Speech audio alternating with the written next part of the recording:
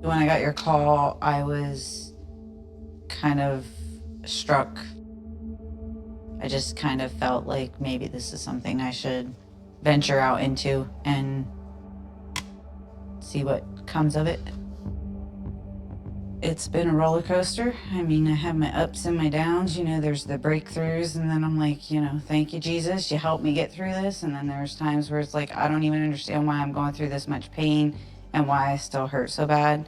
There's days that I'm crippled.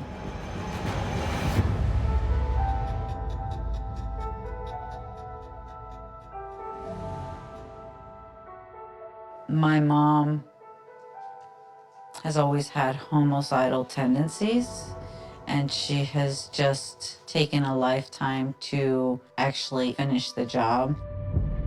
I didn't know what to do because I wasn't present. I wasn't a witness, but I knew my mother. I knew she had this history of attempted murder. I knew what she did to me. And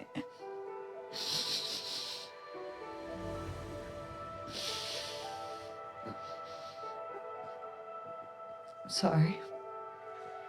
I just knew she did something.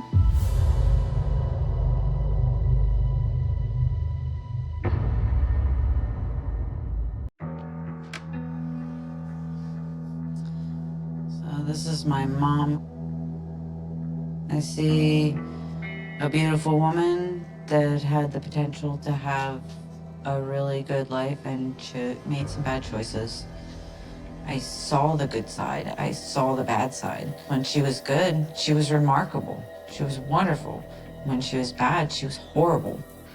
The eyes are a window into the soul. There's no emotion in those eyes when you look in this photo. My mom was a very good pretender. She was pretending things were okay, and even though she was about to go to trial over attempted murder.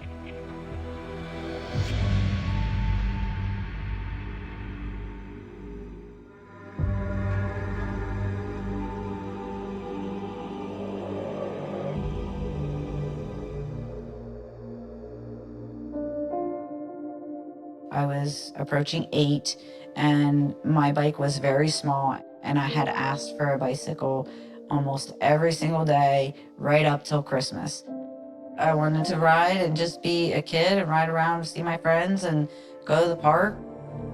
I woke up and I was one of the first ones in the living room, and there was 2 bicycles. I was hoping that one of them was mine, and my mom kind of laughed at me and said that it wasn't mine because they're obviously boy bikes and not for me.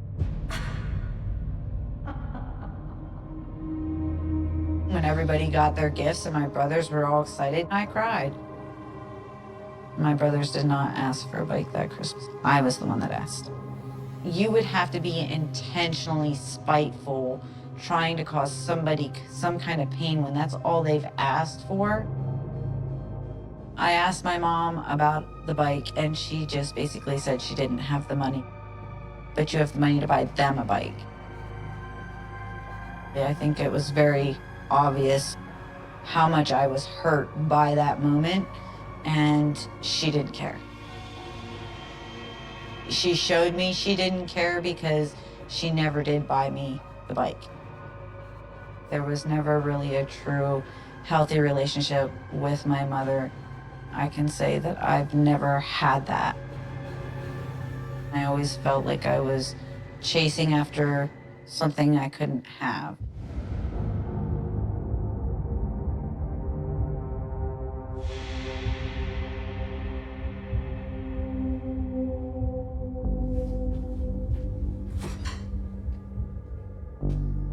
You open the fridge and you think you're gonna make yourself some eggs and toast, and you see there's no eggs, there's no toast, and then you're like, well, let me go over here and see if there's any cereal, and then you see there's no cereal. The fridge would be empty except for a big thing of spaghetti or goulash or something. She honestly didn't care, and she said, well, that's what there is, and you'll either eat it or you'll go without. And so a lot of times I went without. I was hungry. Like, I can remember my stomach growling. I remember one time just like, I'm gonna go steal some food. A candy bar that had nuts in because I was like starving hungry. As a small child, the doctors were worried because I wasn't growing. I wasn't getting the nutrients I needed to sustain my development and to help me grow. And she honestly, I don't believe, cared. She oftentimes would go out to eat, go to the club, buy herself new clothes. Don't wait up. I'll be out late. She was just constantly spending money, and then she acted like going to the grocery store was, gonna cost her an arm and a leg. She provided mainly for her needs, and the kids came last.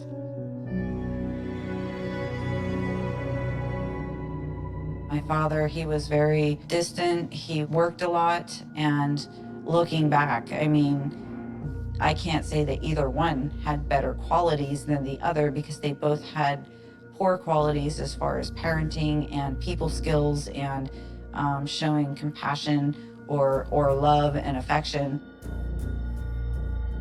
There are some things that still bother me, and I still have moments where I have triggers of things that something will happen in the environment that I'm in, whether I'm home or in the community. I have to go through that process. That's the thing with PTSD, you don't always get over it.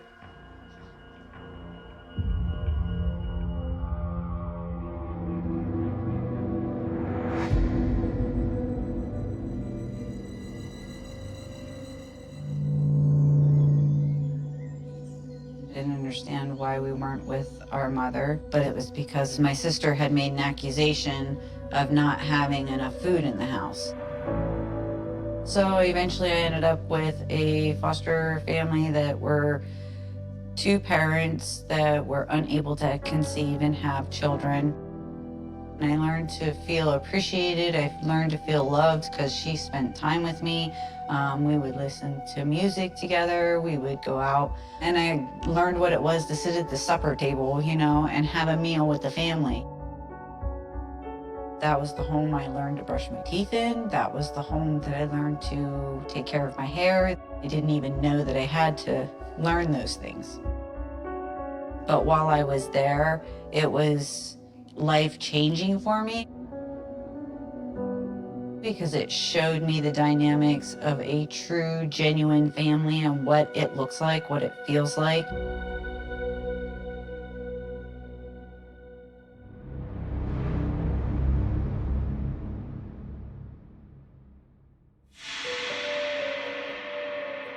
I feel like it was 3 or 4 months that I hadn't seen my mom, and I hadn't seen my dad at all.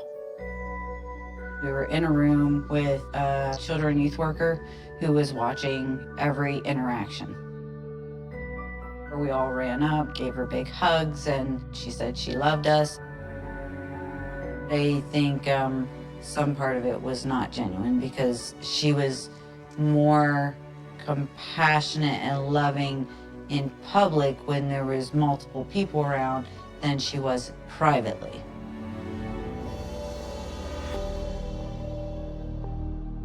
I don't think she was nearly distressed as I would be having her children removed from her care. It seemed like we were more of a hindrance to her. We were holding her back from her doing the things that she really wanted to do. She did not act like it was a big deal, in my opinion, as a small child when we saw her. She seemed like she was a little bit on the nervous side. And we sat at the table for a little bit with her before the visit was over, and everybody went back to where we were. I'll see you again soon. I missed her every day. I missed my mom all the time. I think because that child-parent bond, it's just an innate feeling that every child has to be with their parent. But my mom did not have that.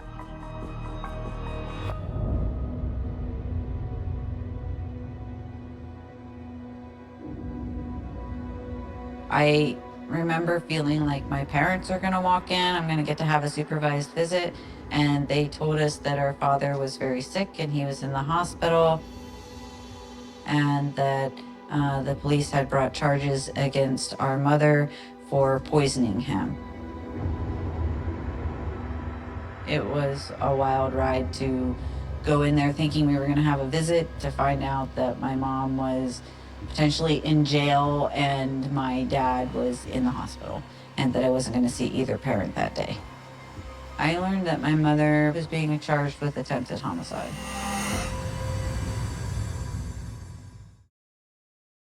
I've never read this before, so. The victim stated he owned several properties which would become his wife's in the event of his death, as well as several insurance policies. It did make sense that my mom would be the beneficiary. Mrs. Turner also advised that she recalled that in the past her father would become strangely ill and bedridden, usually after eating something prepared for him by the defendant. She remembered one occasion when she had one cup set aside and was stirring in some white powder. That appeared to be crushed pills. The defendant then directed her to give the cup to the victim, who was sick in bed. My sister is recalling a poisoning event before I was even born. That basically just reiterates that my mom had attempted to poison my father other times without success. My understanding is there was something technical that allowed her to be acquitted. She was left off on a technicality versus being innocent. After the poisoning, he was very weak, very frail. I do think it's very fortunate that my father is still alive. I was shocked when I found out that my mom had done that. You know, I'm like, is this true? Is this not true? And I was not around when it happened, so I had no idea of any of the details.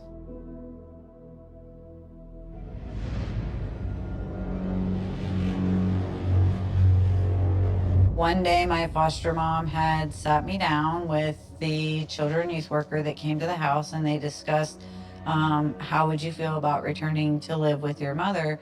And I just was excited. I was overwhelmed, 7 years old, excited to be home with my mom. When I was going home, I had hoped that since my mom left my dad, that things were going to be healthier, they were going to be better, it was going to be more like a normal family, and I would find out that it wasn't. For me, it has always been a reality that my mom would be in and out of jail. She was in jail a few times.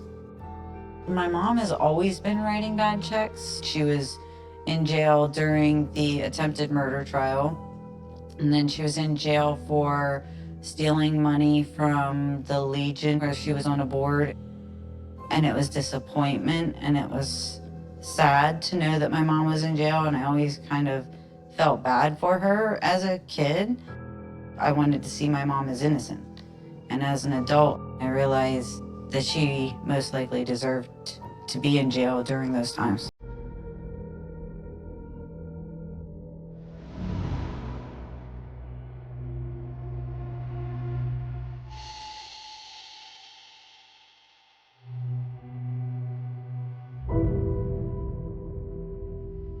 Back in the day, they used it to suppress somebody's behavior, make them more docile. I was like a walking zombie. I was drooling. I had like a shuffling gait. My speech was slurred. And then eventually one day, I was in bed sleeping. My mom, she came to check on me, and I was seizing really bad. I just remember waking up and her telling the medics that she had done CPR on me. Thorazine has a deadly effect on my heart condition, which is what caused my cardiac arrest on 3 occasions. And after some time, the doctors basically told my mom she either needs to come off of this medication or she's going to die. She wouldn't have taken me off of it unless a doctor would have really pushed her. Absolutely could have killed me. I think my mom enjoyed not having to deal with me while I was heavily medicated.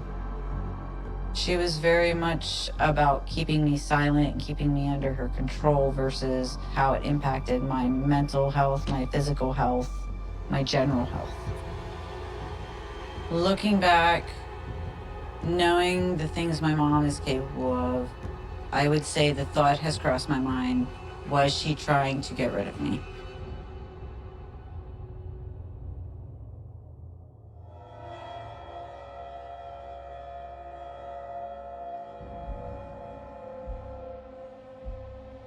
Jack made good money, more than enough to support us and take care of things. But the fact that my mom had fines that she had to pay and she had bad checks that just multiplied the amount of debt that they had to pay, he eventually got to the point where he struggled to financially provide for all of us. And I came home from school and I walked in the living room and there was no furniture in there. There was nothing but like a lamp in the corner. But there was furniture there in the morning when I left for school. We had a couch, a love seat, a chair, and a recliner, and a coffee table and end tables and a TV, big floor model. All of it was gone when I got home. I don't know what's happening, and I'm thinking, are we moving? That was the first thought that came to my mind as a kid. And then when my mom came home, I questioned her, are we moving? Where's the living room furniture? And she said, I didn't pay my bill. They came and they picked it up today. It was a rent-to-buy situation with furniture, and so she would frequently just not make her payments. What the hell is going on here? I do remember my mom and Jack having arguments where they would be yelling at each other. I miss a payment. I think he was mad at her for not spending the money appropriately. She always said she didn't have the money. So, that was a hard statement for any of us to process because we knew she had the money and she was constantly spending money. I would learn over the course of the next year that was going to be a frequent occurrence, people coming, knocking on the door because she didn't make a payment.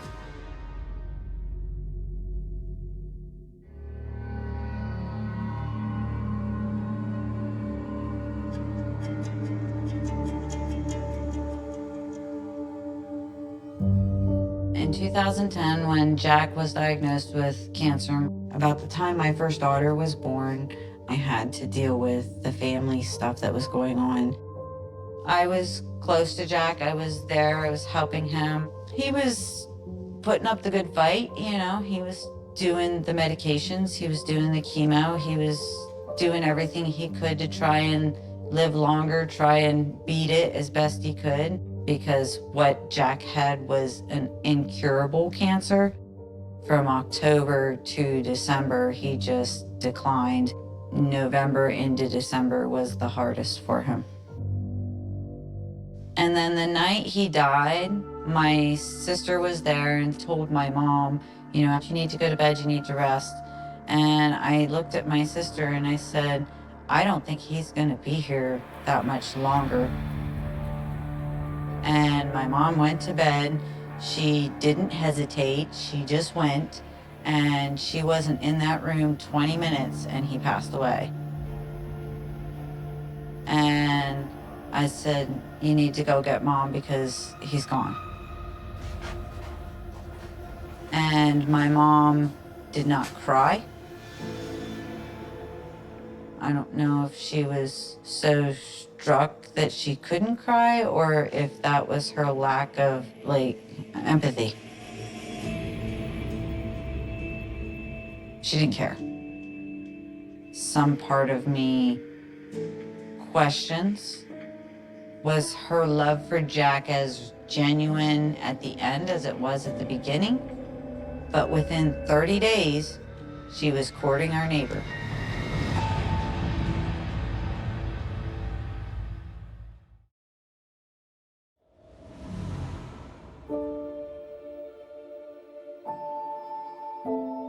This is December 2011. A couple weeks before Jack had passed away, we gave him his Christmas present early. I think for the whole family's sake, we were blessed to have him in our life. Her track record says that she probably would have murdered sooner had she not been with somebody who was so adamant on keeping her on the straight and narrow. Jack was the backbone that kept my mom from going astray, and I felt like when he died, it was just going to dissipate into chaos, and it kind of did.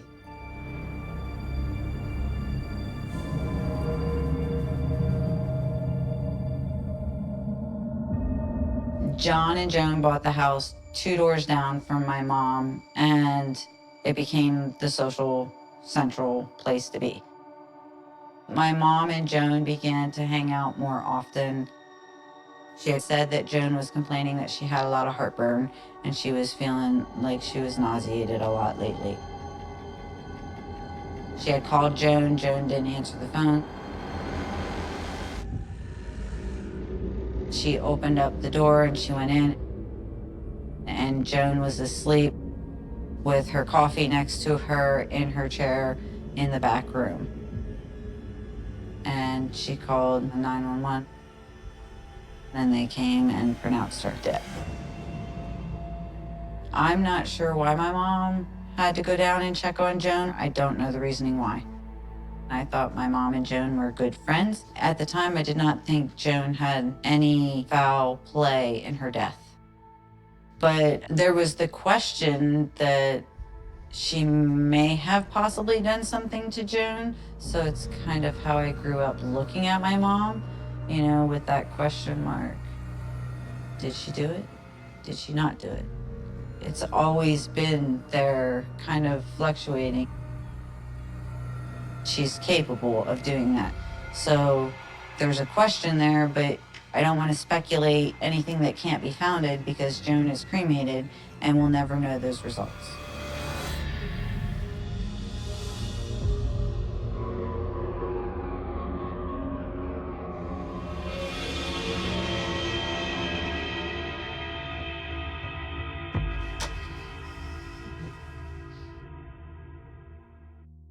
So this is Mom and John's wedding day. I felt that my mom's ambition to marry him was not with the full intention of love. My mom was seeking him out almost immediately after Jack's death. We hadn't even had Jack's memorial service. I think my mom saw an opportunity and she did everything she could to seize that moment. She told him that she loved him, and I think she loved him more for his assets. Her facial expression, she has an awkward smile. It looks like it's kind of forced. I kind of sensed in my spirit at that time that something was going on because I could see the behavior patterns starting back up. John had no idea what he was getting into.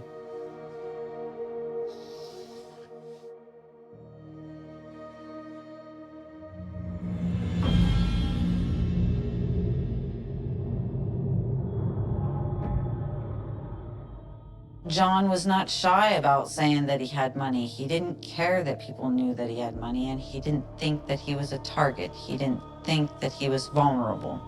He thought she was just your everyday nice old lady who liked to make pies and be a social butterfly.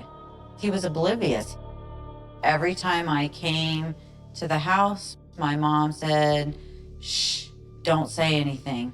And I always looked at her and I said, "What do you mean, don't say anything? Don't talk about her past. He doesn't need to know anything." She did hide all of it, as much as she could.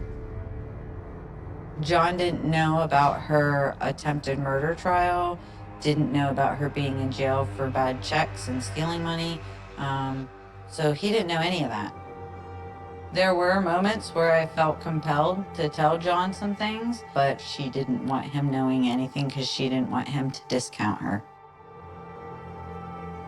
She was talking about vacations, she was talking about cars, she was talking about furniture, she was talking about giving money away.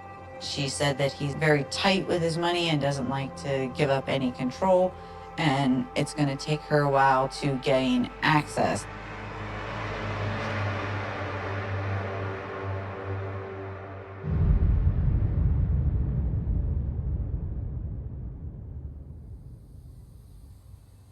My sister-in-law that is married to my brother and I had a conversation, and she said that she had given away like $35,000 of John's money. As I'm asking my mom questions, she got very offended, very defensive, and she said, "It's none of your business what John and I do with our money." Are you suggesting John knows how much money you're giving away? But at the same time, she didn't want me to talk to John about the money at all. Something was going on that she didn't want to talk about. There was tension between my mom and I since I questioned the money and everything. Like, things just seemed to start to go south. She starts escalating. She starts plotting and planning. And the next thing I know, my mom had called Children and Youth Services and made accusations against me in regards to my children.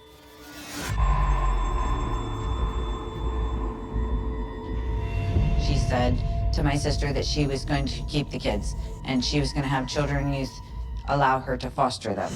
And I was like, oh no, not happening. She was trying to keep me at distance. She was trying to break me down before I could do anything to alert John.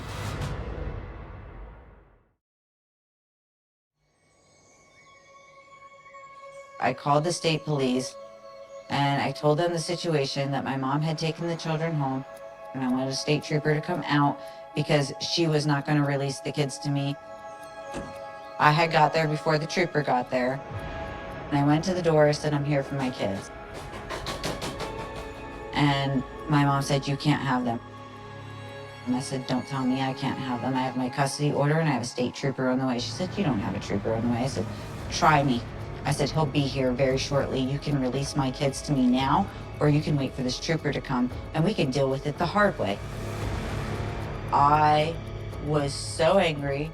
I was trying to hold back all my tears to get through the fact that I had to go get my kids. She didn't really act like she was going to turn them over to me, and I told both my kids, I said, "Gather your things, anything that's yours, I want you to get it, and I want you to put it in the car." Then I told John that he needed to check his accounts because she was giving away his money. He did not believe me, and he told me to get the out of his house. I think she had already coerced and made up her own lies and fed them to John. I feel like she manipulated him and prepared him for what I was coming out to do. And that was the last words he spoke to me. And it was the complete resolution of my relationship with my mother. It completely dissolved any relationship I had with her.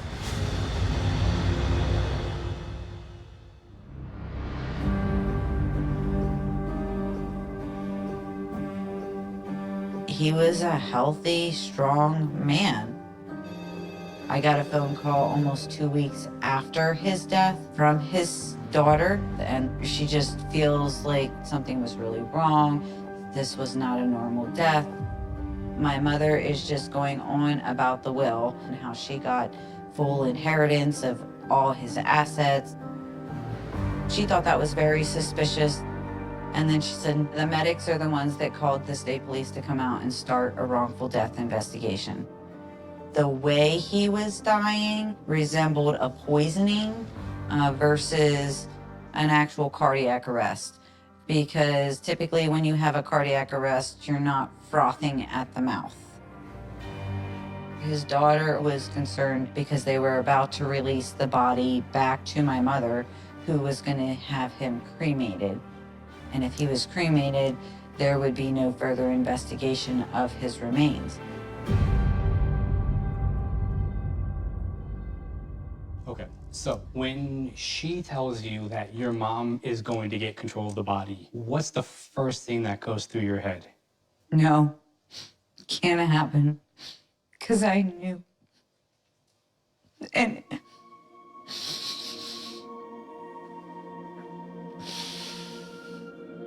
sorry. I just knew she did something.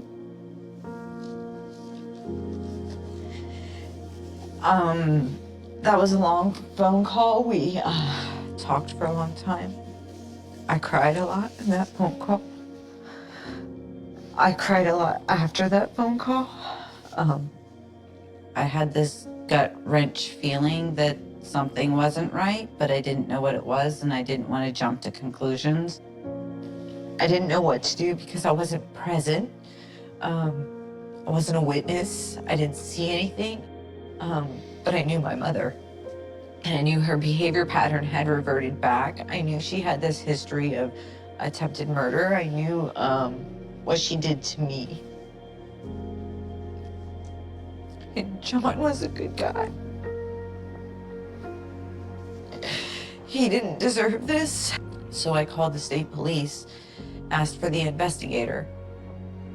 I said, if somebody in your lifetime goes missing or dies by a wrongful death, it might be a coincidence, one person.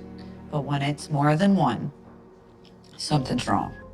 Somebody's meddling in something. There's something murky in the water.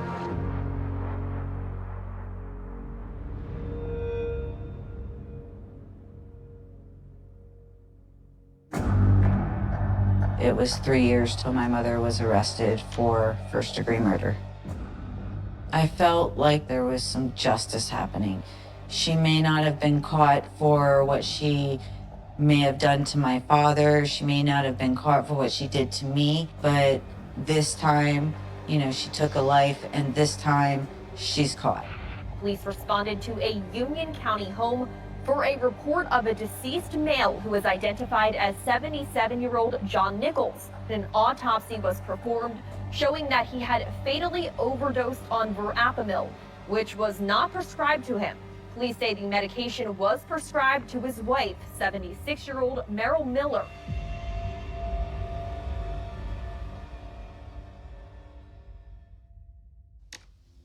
A woman charged with the death of her husband back in 2021 was found guilty on all charges. Miller had been involved in suspicious activities leading up to her husband's death, including forging his signatures to make herself the sole benefactor for 2 life insurance policies.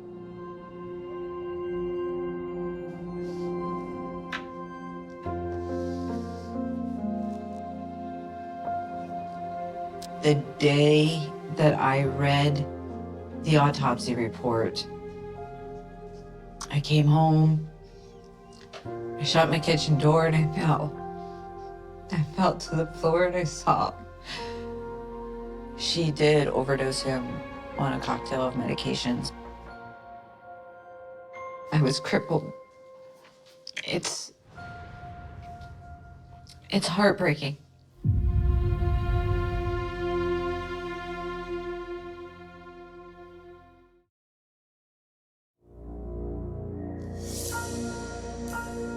The investigators had learned that my mom had about $85,000 from my stepdad, John. My understanding was she had like 3 different life insurance policies. That one was he knew about, the other 2 she opened without his knowledge, and she had other people pretend to be John during the phone interview. She was going to gain a small fortune if she was not found out. That was her #1 motivation for anything and everything she did. She had a love for money. I don't care how much money she stood to inherit. There's no price tag for his innocence and taking his life. It's not right. And I'll stand on the side of justice every single time.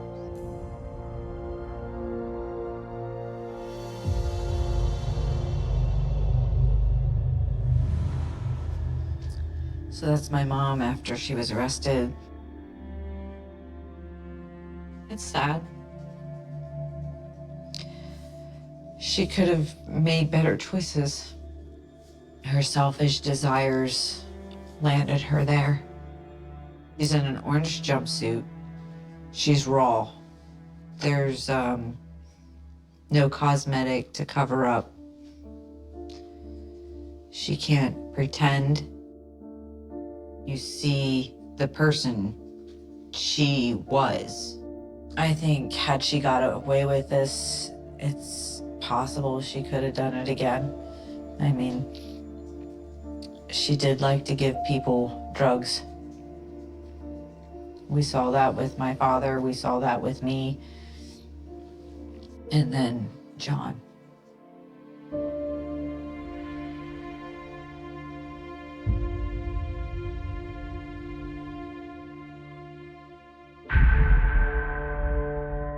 It was January 7th.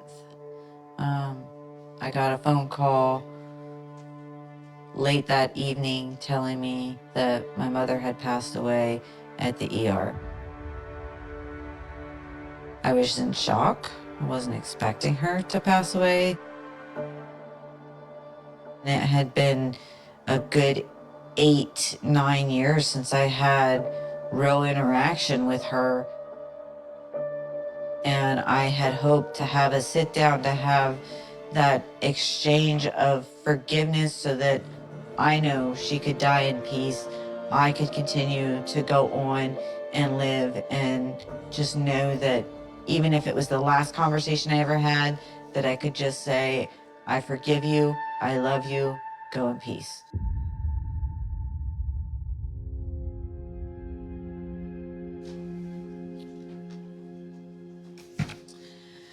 So there's one Bible verse that just popped off the pages to me.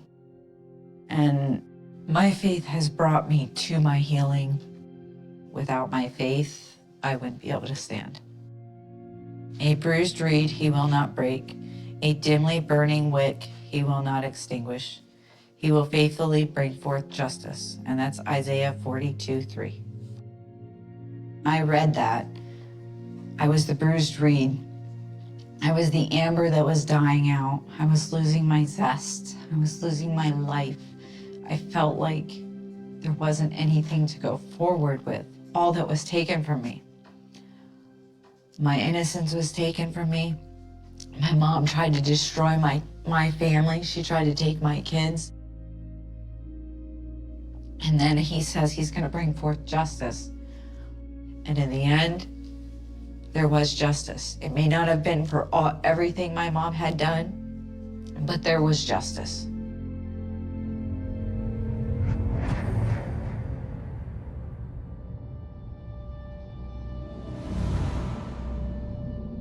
I believe in evil. I believe my mom had some very evil traits. I believe if she made the choice, she could have been good, but she made the choice not to. So she chose evil over good. I view my mother as the person that birthed me. All right. I'm sorry I'm getting emotional on you here in the end. Please don't be. And bearing your soul to us, so thank you. Who used me, mistreated me. She went through seasons where I think she tried to get better. She tried to be that person that we all wanted her to be, but there was something in her that drew her back to the old her, whether it was money or selfishness or her apathy. I'm not sure what drove her to go backwards, because in the end, she lost a lot.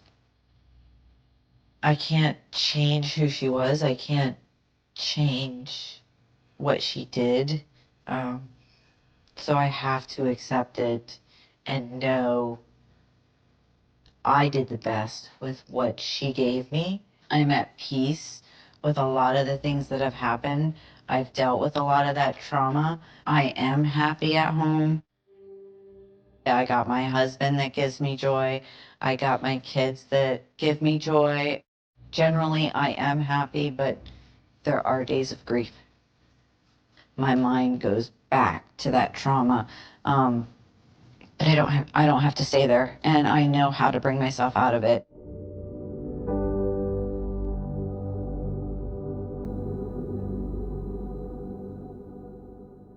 On the morning of December 24, 2002, the quiet city of Modesto, California, was preparing for Christmas. Streets were lined with decorations, families were making last-minute shopping trips, and homes were filled with the familiar routines that often accompany the holiday season. It was supposed to be a day of anticipation and celebration. Instead, it became the beginning of one of the most closely followed criminal investigations in modern American history. The disappearance of 27-year-old Laci Peterson did not initially appear to be a case that would dominate national headlines for months. Missing person reports are filed every day across the United States, and many are resolved quickly. But there was something about this case that captured public attention almost immediately.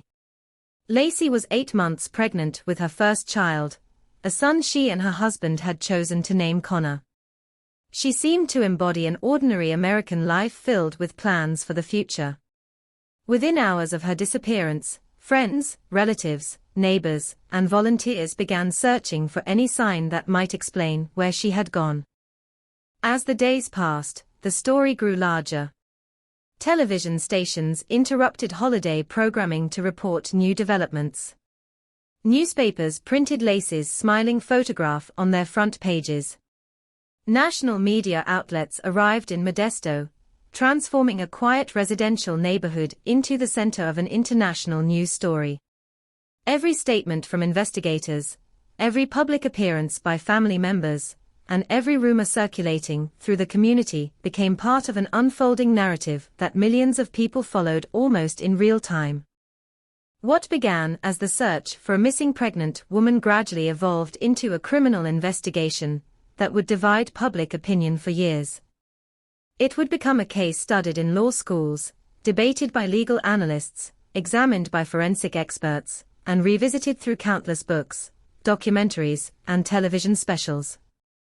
Even decades later, the name Laci Peterson continues to represent one of America's most discussed true crime cases. Yet behind the headlines, the courtroom testimony, and the endless media coverage was a family whose lives changed forever.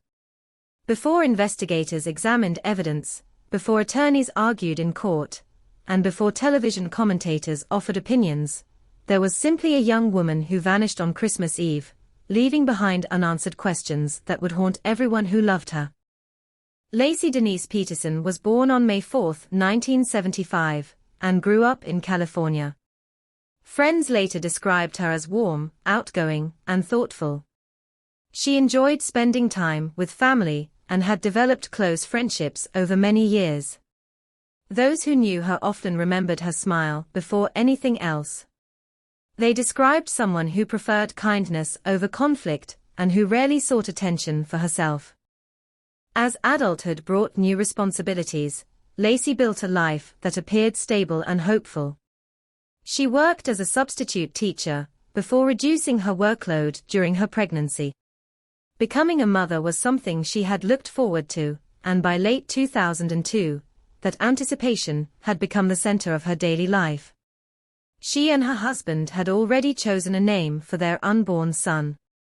Friends recalled conversations about nursery preparations, future plans, and the excitement of welcoming a new member into the family. Her husband, Scott Peterson, had been born in 1972. To many acquaintances, he appeared polite, composed, and successful. He worked in agricultural fertilizer sales, and was generally viewed as someone who had established a comfortable career. The couple had married in 1997, after meeting several years earlier, eventually settling in Modesto, where they purchased a home and appeared to build a conventional suburban life together. From the outside, their marriage seemed ordinary. Neighbors observed nothing that immediately suggested serious conflict.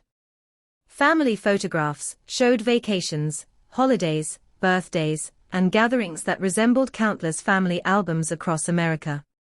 Like many couples expecting their first child, they were entering a period of major transition, preparing to exchange the routines of married life for the responsibilities of parenthood. Years later, investigators and journalists would examine every detail of those final months together, searching for warning signs that might have been overlooked. Ordinary conversations became evidence. Routine purchases became subjects of courtroom testimony. Decisions that once appeared insignificant were analyzed repeatedly through the lens of tragedy. This transformation is common in major criminal investigations. Events that seemed completely normal before a crime can later take on enormous significance once investigators know how the story ends. In late 2002, however, none of those future questions existed. Christmas was approaching. Families across Modesto were decorating homes, planning dinners, and preparing gifts. For most residents, December represented comfort, celebration, and tradition. No one could have predicted that this particular holiday season would become permanently associated with one missing woman whose face would soon become recognizable across the country. As investigators later reconstructed the timeline, they learned that Scott Peterson had begun a relationship with Amber Fry during the weeks before Lacey disappeared. According to evidence presented at trial, Scott did not tell Amber that he was married or expecting a child. Instead, he represented himself as someone without a wife. This relationship would eventually become a major component of the prosecution's theory regarding motive, although motive alone does not establish criminal guilt. Throughout the legal proceedings, prosecutors relied on a broader combination of circumstantial evidence rather than any single fact. At the time of Lacey's disappearance, however, this relationship remained unknown to the public. Family members searching for Lacey believed they were confronting a missing person emergency rather than a homicide investigation. Volunteers organized search efforts. Flyers appeared throughout the city. Local businesses displayed photographs of Lacey in windows. Community members offered assistance without hesitation, hoping that someone might recognize her or provide information leading to her safe return. The emotional impact extended well beyond Modesto. Pregnancy often evokes feelings of hope and new beginnings, making the disappearance of an expectant mother especially difficult for many people to understand. News coverage emphasized not only the search for Lacey, but also the unborn child she carried. The image of a young family preparing for its first Christmas together resonated deeply with viewers across the United States. As media attention intensified, investigators faced increasing pressure to produce answers. Every passing day reduced optimism that Lacey would simply return home. Detectives interviewed relatives, friends, co-workers, and neighbors. They documented timelines, compared witness statements, and carefully examined physical evidence. Although many details remain protected within investigative records, it became clear that law enforcement intended to evaluate every possibility before reaching conclusions. One of the defining characteristics of the Peterson investigation was the enormous amount of public attention that developed almost immediately. Cameras remained outside the Peterson residence for weeks. Reporters analyzed every public appearance. Statements made during press conferences were replayed repeatedly on national television. The investigation unfolded under extraordinary scrutiny, creating an environment where public opinion often evolved alongside official developments. This intense media environment also introduced significant challenges. Rumors circulated rapidly. Unverified claims appeared online and through television commentary. Investigators repeatedly emphasized the importance of distinguishing confirmed evidence from speculation, a reminder that became increasingly important as national interest continued to grow. For many observers, The contrast between the ordinary setting and the extraordinary mystery made the story especially compelling. Modesto was not a city commonly associated with nationally prominent criminal investigations. The Peterson home resembled countless others in suburban America. The routines described during the early stages of the investigation appeared familiar to millions of families. That familiarity made the disappearance feel unusually personal for many people following the case. The weeks ahead would transform a missing person investigation into one of the most significant criminal prosecutions of the early 21st century. Detectives would uncover information that shifted the direction of the case. Evidence recovered months later would become central to courtroom arguments. Prosecutors and defense attorneys would present sharply different interpretations of the same facts, leading to years of legal debate that continue even today. But before jurors entered a courtroom, before forensic experts testified, and before legal analysts examined every piece of evidence, there remained one central question that no one could answer. Where was Laci Peterson? That question echoed through volunteer search parties walking fields outside Modesto. It lingered in conversations between detectives reviewing reports late into the night. It haunted parents waiting for a phone call that never came and friends who refused to believe someone so full of anticipation for the future could simply disappear without explanation. Christmas passed. New Year's Day arrived. The calendar continued moving forward, but the uncertainty remained. Hope gradually collided with fear as investigators pursued every lead they could find. Each unanswered question deepened the mystery. Each day, without progress, increased the emotional weight carried by everyone involved. No one yet knew that this investigation would eventually reshape discussions about circumstantial evidence, media influence on criminal trials, and the complexities of modern forensic investigation. No one knew that the names Laci Peterson and Connor Peterson would become permanently etched into American criminal history. All they knew was that a young woman expecting her first child had vanished, leaving behind an empty home, devastated families, and a mystery that had only just begun. To understand why the disappearance of Laci Peterson shocked the United States so profoundly, it is important to understand the life she appeared to be living before everything unraveled. Long before investigators marked evidence with numbered placards, or reporters crowded outside the Peterson home, there was an ordinary young couple whose future seemed remarkably predictable. Their story did not begin with police sirens or courtroom testimony. It began with familiar milestones shared by millions of Americans: meeting, falling in love, getting married, buying a house, and preparing to welcome a first child. Modesto, California, located in the fertile Central Valley about 90 miles east of San Francisco, was known more for its agriculture than for violent crime. Almond orchards stretched for miles beyond suburban neighborhoods. During winter, the trees stood bare against gray December skies, while the smell of damp soil drifted through the valley after seasonal rains. Residents often described Modesto as the kind of city where neighbors recognized one another, children rode bicycles along quiet streets, and families settled down, because it offered stability rather than excitement. The Petersons lived in one of those neighborhoods. Their home on Covina Avenue was modest but comfortable. It reflected the aspirations of a young married couple building a future together rather than displaying luxury or extravagance. The front yard was neatly maintained. Inside, friends remembered warm colors, family photographs, and the ordinary clutter that naturally accumulates when two people are preparing for the arrival of a baby. There were gifts waiting to be opened, holiday decorations, and the unmistakable signs that Christmas was only days away. Nothing about the house suggested that it would soon become one of the most photographed homes in America. Laci Peterson had spent much of her life surrounded by family. Those closest to her consistently described her as compassionate, energetic, and approachable. She was the kind of person who remembered birthdays, checked on friends after difficult days, and found genuine joy in helping others.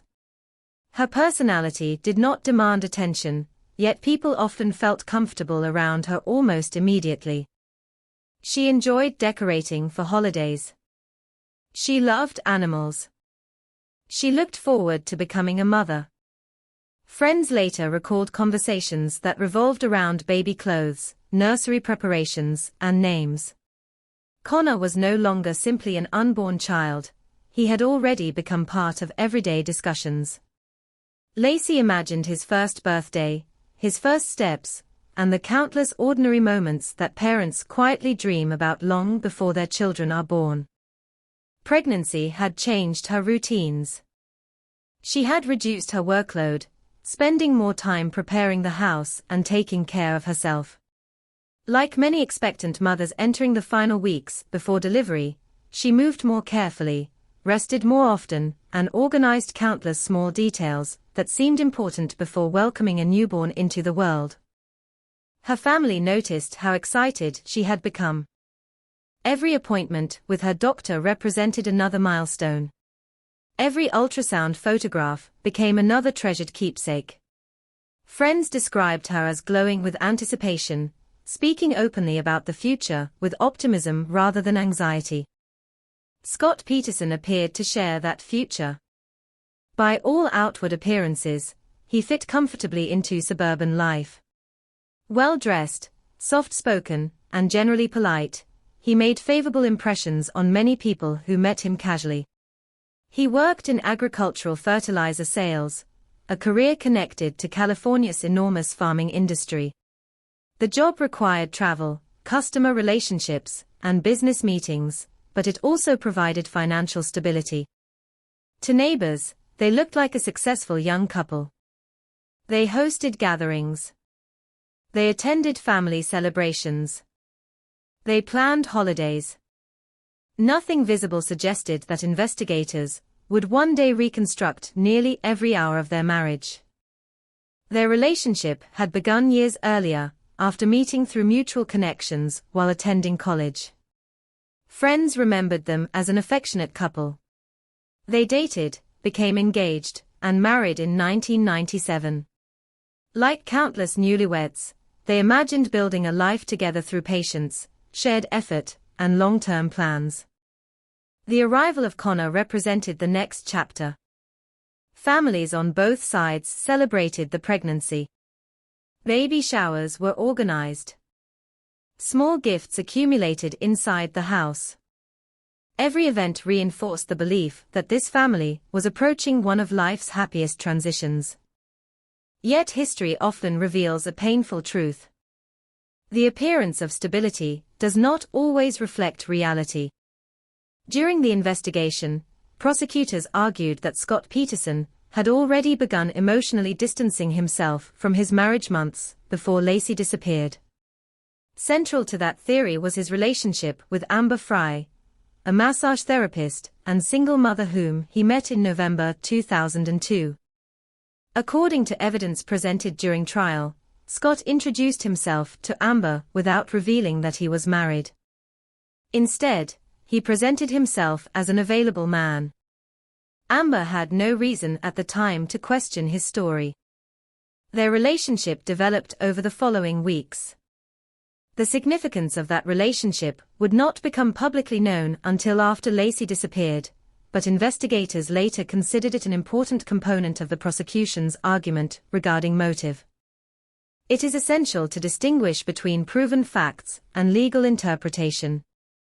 Scott's affair was established through testimony and evidence introduced at trial. Whether that affair demonstrated motive became a question for the jury, considered alongside many other pieces of circumstantial evidence.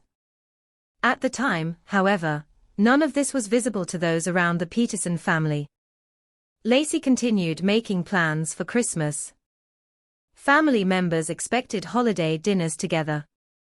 Friends exchanged greetings and discussed baby preparations. The routines of ordinary life continued uninterrupted. December in Modesto carried a different atmosphere than the snowy Christmas scenes often depicted in movies. Temperatures remained cool rather than freezing. Morning fog sometimes settled over the valley, softening the outlines of houses and trees before gradually lifting under pale winter sunlight. Christmas lights reflected off damp sidewalks after occasional rainstorms, creating quiet evenings that felt peaceful despite the busy holiday season. Inside stores, shoppers hurried through crowded aisles searching for last-minute gifts. Restaurants filled with families meeting before Christmas Eve. Churches prepared for holiday services. For nearly everyone, attention centered on celebration. No one imagined that one local family was approaching unimaginable tragedy. Lacey herself remained active despite being in the final weeks of pregnancy. Friends later described her determination to maintain ordinary routines. She walked the family dog. She stayed in touch with relatives. She prepared for Connor's arrival. Her life reflected the hopeful expectations shared by many first-time mothers. Investigators later devoted enormous effort to reconstructing those final weeks. Receipts, telephone records, credit card transactions, medical appointments, witness statements. Every detail became part of a comprehensive timeline intended to determine whether anything unusual had occurred before Christmas Eve. Looking backward after tragedy often creates the illusion that warning signs were obvious. In reality, many people who knew the Petersons reported seeing little reason for alarm. Relationships are complex. Private disagreements often remain private. Even close friends rarely witness every conversation between spouses. As a result, investigators could not rely upon appearances alone. They needed evidence. The Peterson home itself would later become a focus of forensic examination. Crime scene technicians carefully documented rooms, collected physical evidence, photographed interiors, and attempted to identify anything that might explain Lacey's disappearance. Their work reflected standard investigative procedure rather than predetermined conclusions. Every possibility remained under consideration during those early days. Kidnapping, voluntary disappearance, accident, domestic violence, unknown offender. Detectives understood that eliminating possibilities required patience rather than assumptions. Meanwhile, television coverage expanded rapidly. News helicopters flew above Modesto. Satellite trucks lined neighborhood streets. National correspondents broadcast live reports from sidewalks only yards away from the Peterson residence. The contrast proved striking. Behind them stood quiet suburban homes decorated for Christmas. In front of them stood cameras broadcasting uncertainty to millions of viewers. Family members participated in press conferences, urging anyone with information to contact authorities. Volunteers organized searches across parks, canals, fields, and neighborhoods. People who had never met Lacey devoted weekends to distributing flyers, because they believed someone somewhere had seen something important. Hope remained alive. Missing person investigations sometimes end with reunions. Investigators had witnessed cases in which adults voluntarily disappeared before eventually returning home. Families desperately clung to those possibilities. Every reported sighting generated renewed optimism. Every telephone tip suggested another chance. But as Christmas gave way to New Year's Day, optimism slowly became more fragile. Time itself became an adversary. Each passing day, without confirmed contact, reduced the likelihood that investigators were searching for someone who could still be found alive. Detectives remained cautious in their public statements, emphasizing facts rather than speculation. Privately, however, the pressure continued to increase. This was no longer simply a local investigation. Every decision made by law enforcement would be examined nationally. Every development would become breaking news. Every mistake could affect both public confidence and eventual courtroom proceedings. The setting surrounding this case therefore became much larger than a single neighborhood in Modesto. It became a portrait of early 21st century America. Cable news operated 24 hours a day. Internet discussion forums spread theories instantly. Public fascination with criminal investigations had grown dramatically, and the Peterson case emerged at precisely the moment when continuous media coverage could transform a local disappearance into a national obsession. That attention brought advantages. Witnesses came forward. Information spread quickly. Search efforts expanded. But it also created complications. Rumors multiplied. Speculation blurred with verified evidence. Public opinion often formed long before investigators completed their work. For the Peterson family, however, media attention mattered far less than one simple hope. They wanted Lacey to come home. Everything else, the cameras, the headlines, the debates, the growing national interest, felt insignificant compared with that single wish. As December drew to a close, investigators continued assembling the earliest pieces of what would become one of America's most scrutinized criminal cases. The quiet streets of Modesto no longer felt ordinary. Behind decorated windows, families celebrated Christmas while wondering how a pregnant woman could vanish without leaving an obvious trace. Somewhere within the growing mountain of interviews, physical evidence, and unanswered questions lay the truth. No one yet knew how painful that truth would ultimately become, or how profoundly it would alter the lives of everyone connected to Lacey Peterson's story, before investigators examined timelines and evidence, before attorneys presented arguments in court, and before the name Peterson became synonymous with one of America's most publicized criminal cases. There was simply a young woman preparing for one of the happiest moments of her life. To those who knew Lacey Denise Peterson personally, she was never defined by the headlines that would later dominate television screens. She was remembered as a daughter, a wife, a friend, and an expectant mother whose future appeared full of promise. While the criminal investigation would eventually focus on the circumstances surrounding her disappearance, understanding who Lacey was provides essential context for understanding why her loss resonated so deeply with family members, friends, and ultimately millions of people across the United States. Lacey was born on May 4, 1975, in California. She grew up in a close-knit family that encouraged education, responsibility, and strong personal relationships. Friends later described her as someone who naturally brought people together.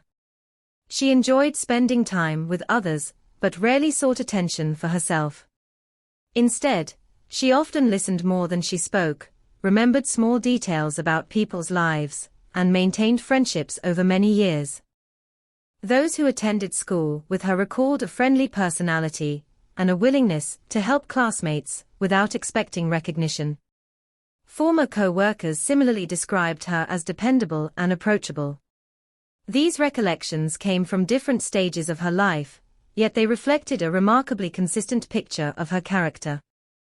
As a young adult, Lacey pursued higher education and eventually worked as a substitute teacher.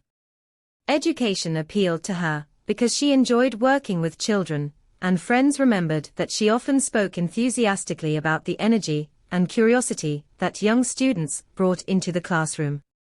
Although substitute teaching involved uncertainty from day to day, she appreciated the opportunity to contribute while exploring her long-term career goals. Her life changed significantly after meeting Scott Peterson. The two eventually married in 1997, beginning what appeared to be a stable and conventional partnership. Like many newly married couples, they discussed careers, finances, and future plans. They settled in Modesto, California, where Scott's work in agricultural fertilizer sales provided financial stability, while Lacey gradually shifted her attention toward building a home and preparing for the next chapter of their lives. Friends and relatives who visited their house often described ordinary scenes. Holiday decorations appeared each winter. Family photographs occupied shelves and walls. Meals were shared around the dining table. Gatherings with relatives reflected the rhythms of everyday suburban life rather than extraordinary events. Nothing about those memories suggested that the home would later become the focus of one of the country's most widely covered criminal investigations. By 2002, Lacey and Scott were expecting their first child.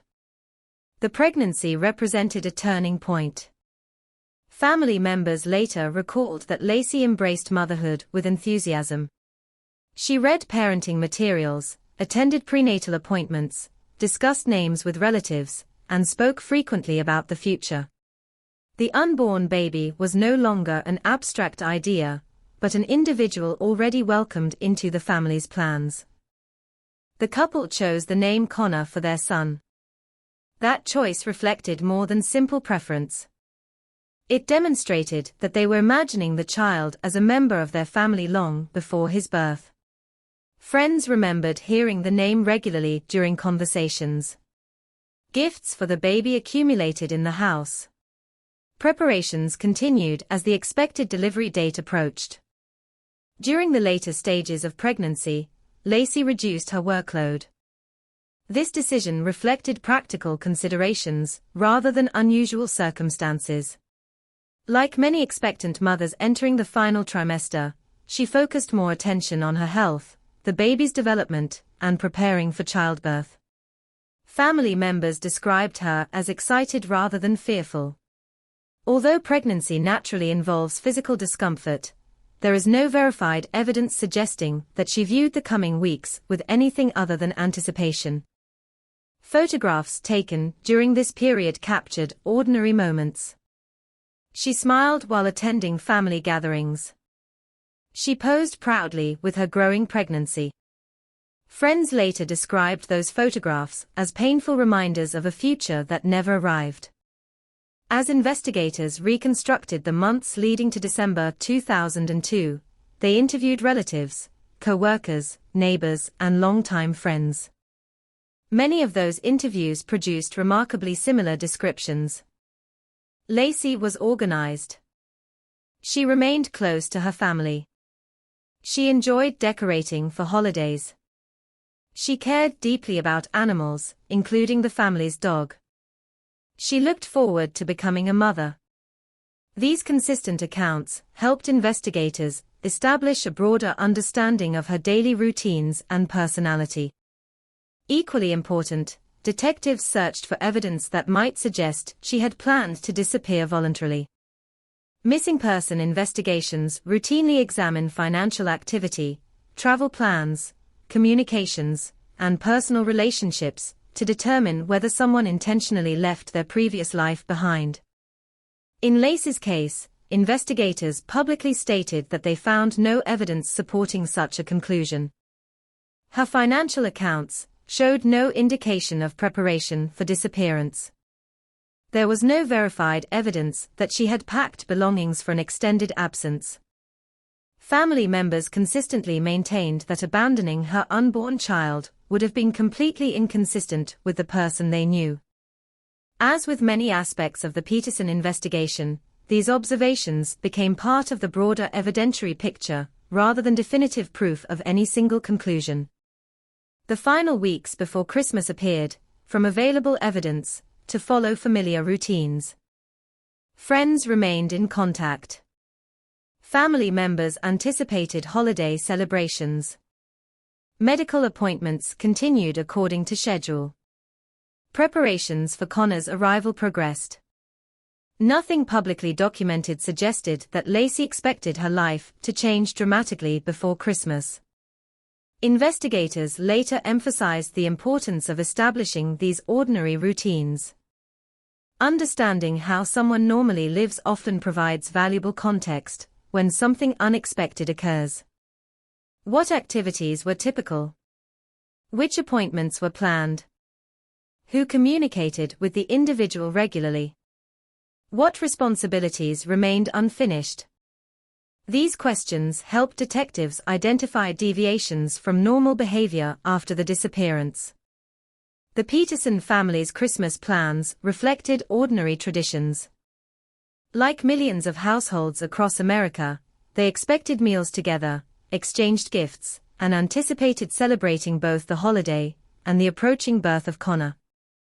Relatives later described the excitement surrounding the pregnancy as one of the defining themes of that holiday season.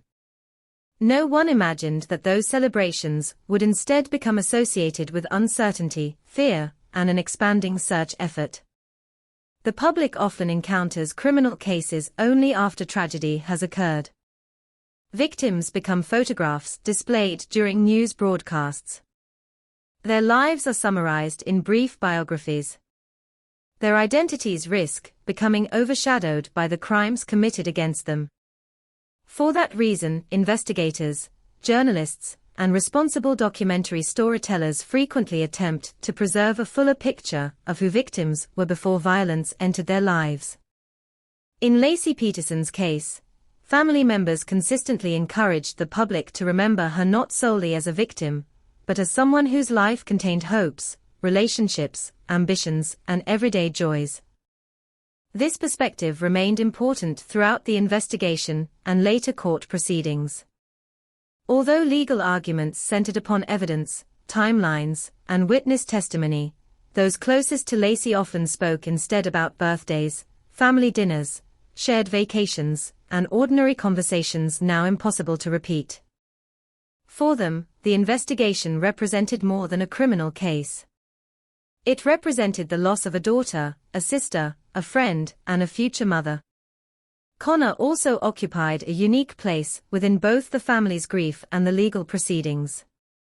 Although he was never born, relatives had already imagined his place within the family. The chosen name reflected emotional attachment rather than abstraction. Nursery preparations had begun. Conversations about raising him had already become part of daily life. During later legal proceedings, Connor's death formed a separate criminal charge under California law, reflecting the legal recognition afforded to the unborn child under the circumstances alleged by prosecutors.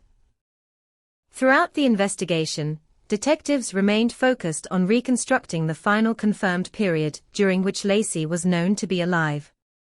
Witness interviews established portions of her recent activities.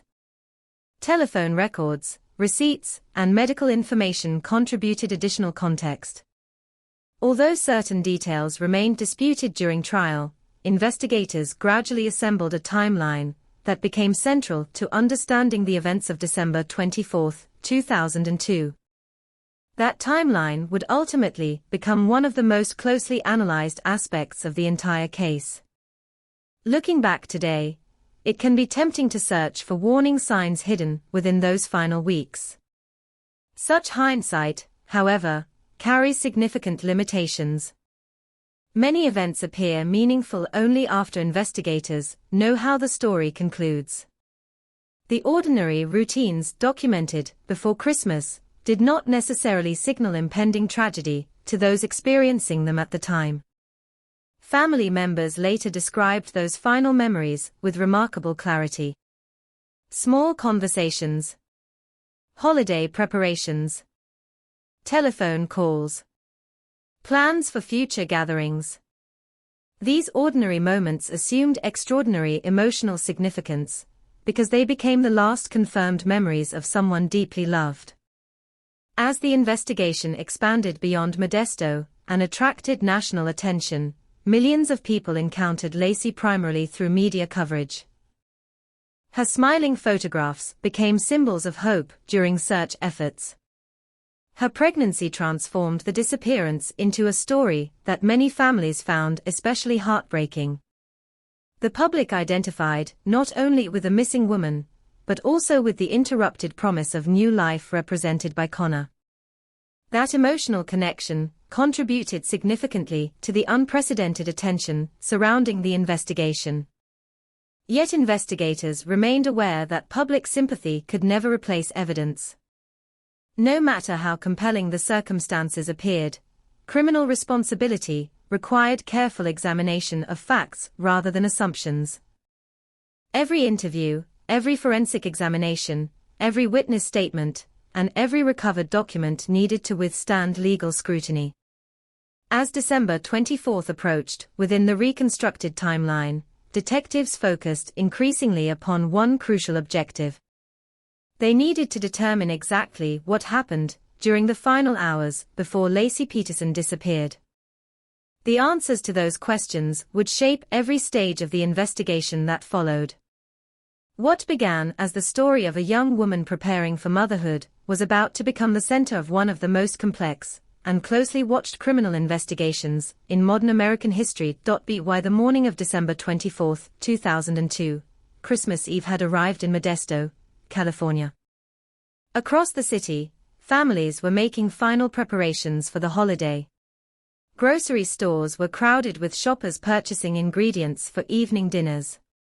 Children eagerly anticipated opening presents the following morning. Neighborhoods displayed strings of colorful lights, decorated trees stood in living room windows, and the atmosphere reflected the traditions that accompany Christmas in communities throughout the United States. For investigators, however, that ordinary morning would later become the subject of painstaking reconstruction. Nearly every documented event associated with the Peterson household on December 24 would eventually be examined through witness interviews, physical evidence, telephone records, and courtroom testimony. Detectives sought to establish not only what occurred, but also when each event happened and how it fit into the broader timeline. According to Scott Peterson's statements to investigators, he and Laci spent the morning at their home on Covina Avenue.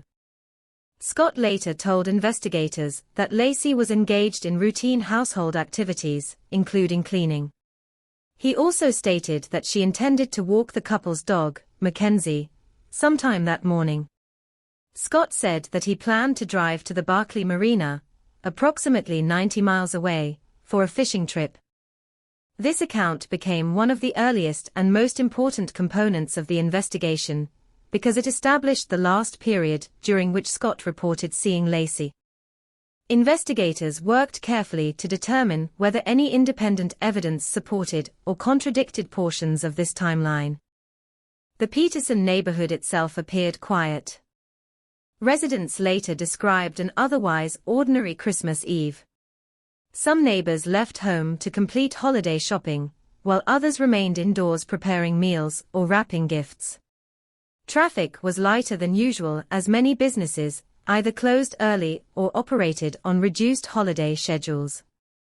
No one reported witnessing a dramatic disturbance at the Peterson residence during the morning. That absence of obvious public conflict made reconstructing the timeline significantly more difficult. According to Scott Peterson, he left the house at approximately 10 a.m. He later stated that he drove toward Barkley Marina, where he launched a recently purchased aluminum fishing boat.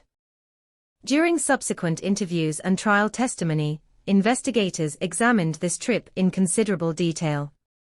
They reviewed travel times. They documented weather conditions. They collected marina records. They interviewed individuals who had been present near the marina that day. They also considered the fact that Scott had purchased the boat relatively recently, a purchase that became part of the prosecution's later theory of the case. It is important to note that purchasing a boat was not itself evidence of criminal conduct.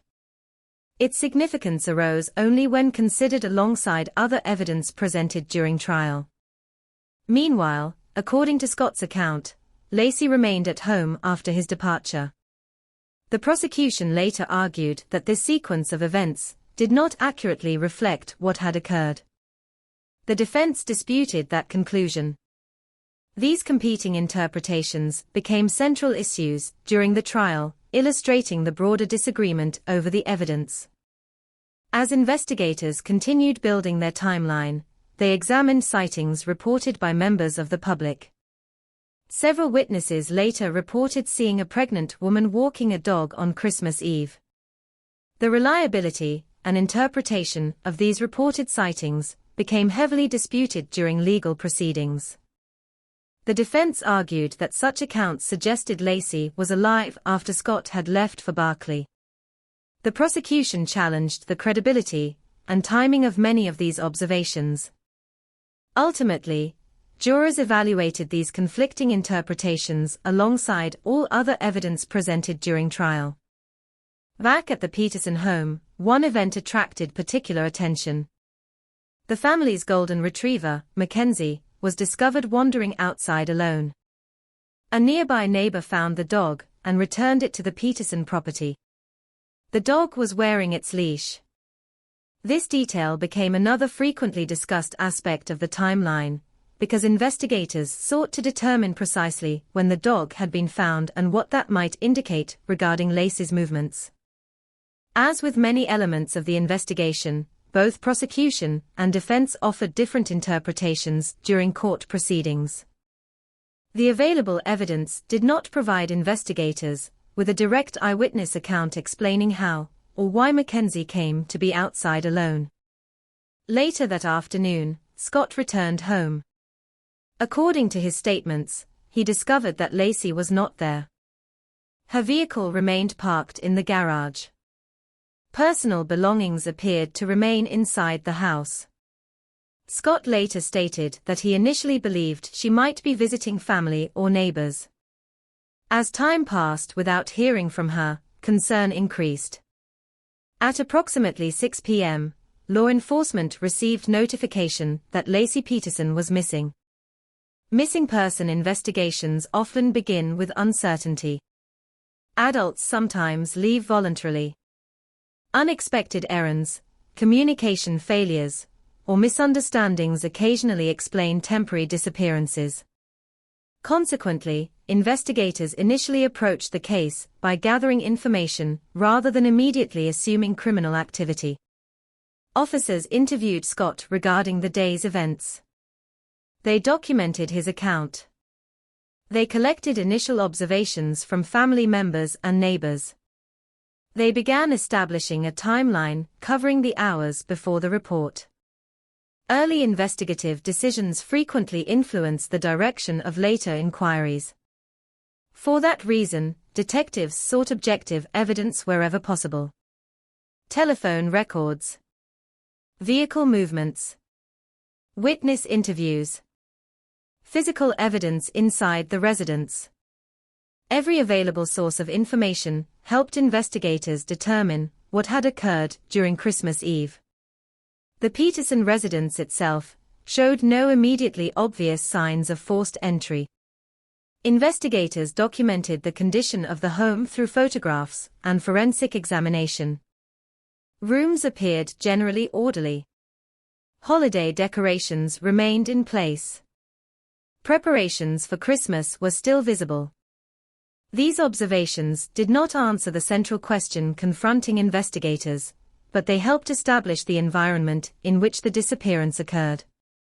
As news spread among relatives, concern rapidly intensified. Family members arrived at the Peterson residence hoping that some explanation would emerge. Telephone calls were made to friends. Hospitals were contacted. Possible destinations were considered. No confirmed information explained Lacey's whereabouts. For those closest to her, the uncertainty proved overwhelming. Because she was in the final weeks of pregnancy, many family members considered it highly unusual that she had not contacted anyone. Investigators similarly recognized that prolonged silence from someone approaching childbirth warranted serious attention. The search expanded quickly. Local officers coordinated with volunteers. Neighborhood streets were canvassed. Nearby parks and open areas received attention. Information hotlines encouraged members of the public to report any potentially relevant observations. Within hours, what had begun as a local missing person report started attracting broader media interest. Television stations recognized the emotional impact of the story. A young pregnant woman had vanished on Christmas Eve. The circumstances naturally generated public concern. As coverage increased, photographs of Lacey appeared repeatedly on news broadcasts. Descriptions of her clothing, physical appearance, and pregnancy circulated widely. Authorities hoped that increased public awareness would produce credible leads. For investigators, however, publicity represented both an opportunity and a challenge. Greater visibility increased the likelihood that witnesses might come forward. At the same time, it also generated rumors and unverified claims requiring careful evaluation. Every reported sighting had to be investigated. Every telephone tip required assessment. Resources expanded rapidly as information accumulated. During these early stages, investigators did not publicly identify Scott Peterson as a suspect. Instead, detectives continued gathering information from every available source.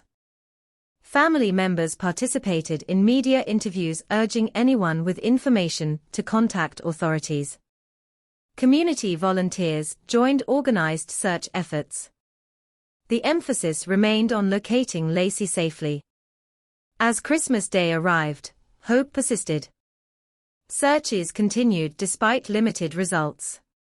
Law enforcement coordinated increasingly sophisticated efforts, employing trained personnel alongside civilian volunteers. Detectives revisited witness statements, seeking clarification regarding times, locations, and observations. The investigation remained dynamic. Each new piece of information required comparison with existing evidence. Each apparent inconsistency demanded further examination. As days passed, detectives increasingly recognized the complexity of reconstructing Christmas Eve. Unlike crimes witnessed directly by multiple individuals, this investigation depended heavily upon indirect evidence. There was no universally accepted account explaining exactly what happened after Scott reported leaving home. Instead, investigators needed to evaluate numerous pieces of information, each contributing only part of the overall picture. This characteristic would ultimately define the Peterson case. Rather than relying upon a confession or eyewitness testimony, prosecutors eventually presented a theory built upon numerous circumstantial facts viewed collectively. The defense challenged both individual pieces of evidence and the conclusions drawn from them. That legal debate would continue through trial, appeals, and public discussion for many years. But during the first days after Christmas Eve, none of those courtroom arguments yet existed. There remained only uncertainty. Investigators knew that somewhere within the events of December 24 lay the explanation for Lacey Peterson's disappearance. Whether that explanation involved an accident, an unknown offender, or someone already known to investigators had not yet been established. Every hour invested in reconstructing the timeline brought detectives slightly closer to understanding what had happened. Yet the most critical answers still remained beyond reach. The ordinary routines of Christmas Eve had given way to an investigation that was rapidly becoming one of the largest in California. What had begun as a family's desperate search for a missing loved one was steadily evolving into something much larger. The disappearance of Lacey Peterson was no longer simply a local mystery. It was becoming a national case, one that would soon challenge investigators, prosecutors, defense attorneys, forensic specialists, and ultimately a jury tasked with answering the most difficult question of all: what truly happened during the final hours before Lacey Peterson vanished? By the end of December 2002, the search for Lacey Peterson had expanded far beyond the quiet streets of Modesto. What had begun as an urgent local missing person investigation had become a national story. Television crews remained stationed outside the Peterson home. Volunteers continued distributing flyers throughout Northern California. Law enforcement agencies received hundreds of telephone calls each day from people reporting possible sightings or offering information they believed might be relevant. Investigators understood that most major missing person cases generate an enormous volume of tips during the first several weeks. Some prove useful. Many do not. Every reported sighting, however unlikely, required evaluation before it could be dismissed. Detectives established teams responsible for organizing incoming information, comparing witness accounts, and identifying patterns that might deserve further investigation.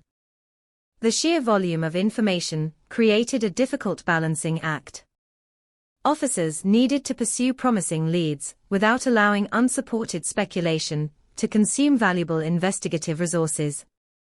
Throughout January 2003, search efforts continued across multiple locations. Volunteers searched parks, riverbanks, canals, agricultural fields, and neighborhoods surrounding Modesto. Specialized search teams used trained dogs in selected areas. Aircraft participated in aerial searches when appropriate. Boats examined portions of waterways connected to reported leads. Law enforcement repeatedly emphasized that no possibility had yet been eliminated. At this stage, investigators still considered several scenarios. Lacey could have been abducted. She could have encountered an unknown offender while walking the family dog. She could have suffered an accident. Or the explanation might lie much closer to home. Detectives resisted drawing premature conclusions. Instead, they continued gathering evidence while carefully documenting every significant development. One of the earliest priorities involved establishing Lacey's final confirmed movements. Investigators interviewed neighbors, delivery drivers, utility workers, postal employees, and anyone else who might have been in the area during Christmas Eve. Several individuals reported seeing a pregnant woman walking a dog that morning. As the investigation progressed, those reported sightings became the subject of extensive analysis. The defense later argued that some of these witnesses had seen Lacey after Scott Peterson left for Berkeley. The prosecution challenged the reliability, timing, and identification associated with many of these accounts. Ultimately, jurors would hear testimony regarding these reported observations and determine what weight, if any, should be given to them. Meanwhile, detectives examined the Peterson residence in greater detail. Crime scene investigators documented the home's condition through photographs, measurements, and forensic examination. Items were catalogued. Potential evidence was collected. Investigators searched for signs of forced entry, violence, or unusual activity. According to publicly available court records, no clear evidence of a violent struggle was identified inside the residence. The absence of obvious forensic evidence complicated the investigation. Without a clearly defined crime scene, detectives relied increasingly upon timelines, witness statements, and circumstantial evidence. Investigators also examined Scott Peterson's activities before and after Christmas Eve. Receipts, financial transactions, travel records, and telephone logs became increasingly important. Every documented movement helped investigators compare Scott's account with independently verifiable information. This process reflected standard investigative practice rather than proof of wrongdoing. In major criminal investigations, detectives routinely seek independent confirmation of statements made by witnesses, family members, and persons of interest. As January turned into February, public interest intensified rather than faded. News organizations covered nearly every development. Experts appeared on television discussing investigative techniques. Legal commentators debated possible theories. The Peterson case had become one of the most closely followed criminal investigations in America. For Lacey's family, however, media attention offered little comfort.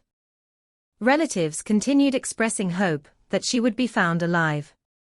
Press conferences focused on encouraging anyone with information to contact authorities. Family members thanked volunteers and law enforcement while urging the public not to stop searching. Hope, though increasingly difficult to sustain, remained present. At the same time, investigators quietly expanded their examination beyond Modesto. One location attracted particular attention: Berkeley Marina. According to Scott Peterson's statements, this was where he had gone fishing on Christmas Eve. Detectives verified that Scott had traveled there. They documented the location. They reviewed available records and interviewed individuals who might have been present. The marina itself became significant because it represented one of the last independently verifiable destinations associated with Scott on the day Lacey disappeared. Investigators searched portions of the surrounding waters as part of broader efforts to locate evidence. Public records indicate that these searches occurred at different times during the investigation. At that stage, however, authorities did not publicly disclose every aspect of their investigative strategy.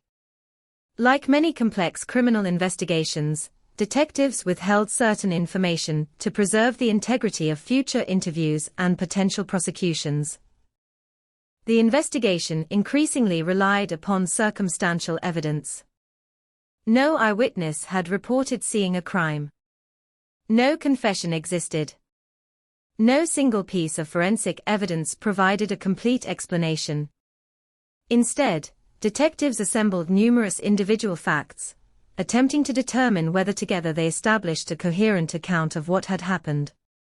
Throughout February and March, uncertainty continued. Each week brought additional interviews. New tips arrived. Investigators revisited earlier witness statements, comparing them against newly obtained information. Some leads proved inaccurate. Others required extensive follow-up before eventually being ruled out. This slow, methodical process often receives less public attention than dramatic courtroom moments, yet it represents the foundation of major criminal investigations. Detectives must distinguish reliable evidence from coincidence. They must verify rather than assume. They must remain open to alternative explanations until available evidence supports specific conclusions. As spring approached, nearly 4 months had passed since Christmas Eve. For Lacey's family, every passing day deepened uncertainty. For investigators, the absence of definitive physical evidence remained one of the greatest challenges confronting the case. Then, in April 2003, the investigation changed dramatically. On April 13, a person walking along the shoreline near Point Isabel Regional Shoreline, close to San Francisco Bay, discovered what appeared to be the remains of an infant. Authorities responded immediately. The area was secured. Forensic specialists began documenting the scene according to established investigative procedures. Given the national attention surrounding the Peterson case, investigators carefully avoided making premature public statements until scientific examination could be completed. The following day, approximately 1 mile away, additional human remains were discovered along the shoreline. Law enforcement again secured the location. Crime scene personnel documented evidence, photographed the area, and coordinated with forensic pathologists. Because the remains had been exposed to water and environmental conditions for an extended period, identification required careful scientific examination. Subsequent forensic testing, including DNA analysis, confirmed the identities. The infant was identified as Connor Peterson. The adult remains were identified as Lacey Peterson. For Lacey's family, confirmation ended months of uncertainty, but began a different form of grief. The hope that she might still be alive disappeared. Attention immediately shifted from locating a missing person to determining responsibility for 2 deaths. Investigators also recognized another significant fact. The remains had been recovered in the general vicinity of San Francisco Bay, an area associated with Scott Peterson's acknowledged fishing trip on December 24. The prosecution later argued that this geographical connection supported its overall theory of the case. The defense disputed both the significance of that location and the conclusions prosecutors asked jurors to draw from it. These competing interpretations became central components of the later trial. Because the remains had been exposed to environmental conditions for several months, forensic pathologists faced substantial limitations. Publicly available records indicate that decomposition complicated efforts to determine the precise cause and manner of death. This limitation became another important issue during courtroom proceedings. The prosecution argued that the available evidence, viewed collectively, established criminal responsibility, despite the absence of a medically determined cause of death. The defense emphasized those forensic limitations while challenging aspects of the prosecution's interpretation. Both sides acknowledged the difficulties created by the condition of the recovered remains. News of the discovery spread rapidly. National television interrupted regular programming. Newspapers published updated headlines across the country. For millions who had followed the investigation since Christmas Eve, the discovery represented a heartbreaking turning point. The search had ended. The homicide investigation was entering a new phase. Law enforcement now intensified efforts to determine whether available evidence supported criminal charges. Detectives re-examined witness interviews in light of the discoveries. Previously collected evidence acquired new significance. Investigative priorities shifted toward preparing a prosecutable case, while continuing to evaluate all available information objectively. For the Peterson family, public statements reflected profound grief. They asked for privacy while expressing appreciation for those who had participated in search efforts. Friends described the emotional impact of learning that both Lacey and Connor had been found after months of uncertainty. Although the legal process still lay ahead, the family's immediate concern centered on mourning two lives that had been lost. The discoveries along the shoreline fundamentally altered the course of the investigation. What had begun nearly 4 months earlier, as a missing person case, had become a double homicide investigation supported by extensive forensic, documentary, and circumstantial evidence. Yet one critical question remained unanswered. Who was responsible? Investigators believed they were moving steadily toward that answer. The evidence they had collected over months of interviews, searches, forensic examinations, and document reviews would soon be evaluated not only by detectives, but ultimately by prosecutors deciding whether sufficient evidence existed to file criminal charges. The next stage of the Peterson case would no longer focus primarily on finding Lacey. Instead, it would focus on building a legal case capable of proving criminal responsibility beyond a reasonable doubt in a court of law. The discovery of the remains identified as Lacey Peterson and her unborn son Connor marked the beginning of a new phase in the case. For nearly 4 months, investigators had searched for a missing woman. Now, they were investigating 2 homicides. Although public attention immediately focused on Scott Peterson, detectives understood that public suspicion and legal proof were not the same. Their responsibility was not to confirm popular opinion, but to determine whether the available evidence could establish criminal responsibility beyond a reasonable doubt. Every conclusion would eventually be tested in court, where assumptions carried no legal weight unless supported by admissible evidence. The Modesto Police Department continued leading the investigation while working closely with state and federal partners.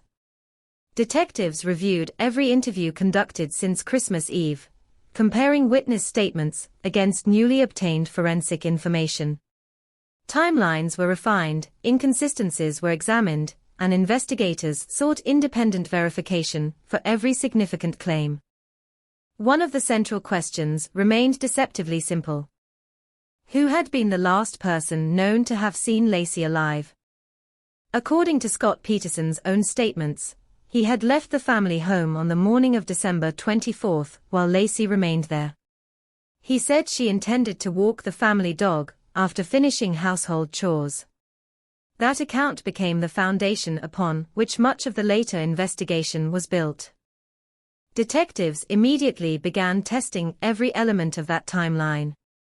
They examined telephone records to establish patterns of communication before and after Christmas Eve. Financial records were reviewed for unusual transactions. Surveillance opportunities were limited compared with modern investigations, as residential security cameras were far less common in 2002. Consequently, investigators relied heavily on documentary evidence, witness interviews, and physical evidence rather than digital video. The investigation also focused on Scott's trip to Barkley Marina. He had acknowledged traveling there to fish on Christmas Eve. Detectives confirmed that he had launched his aluminum fishing boat from the marina that day. They documented weather reports, marina conditions, estimated travel times, and receipts connected to the trip. Investigators considered whether the trip itself had any significance. Fishing on Christmas Eve was not illegal or inherently suspicious. However, prosecutors later argued that the timing, destination, and circumstances surrounding the trip formed part of a larger pattern of circumstantial evidence.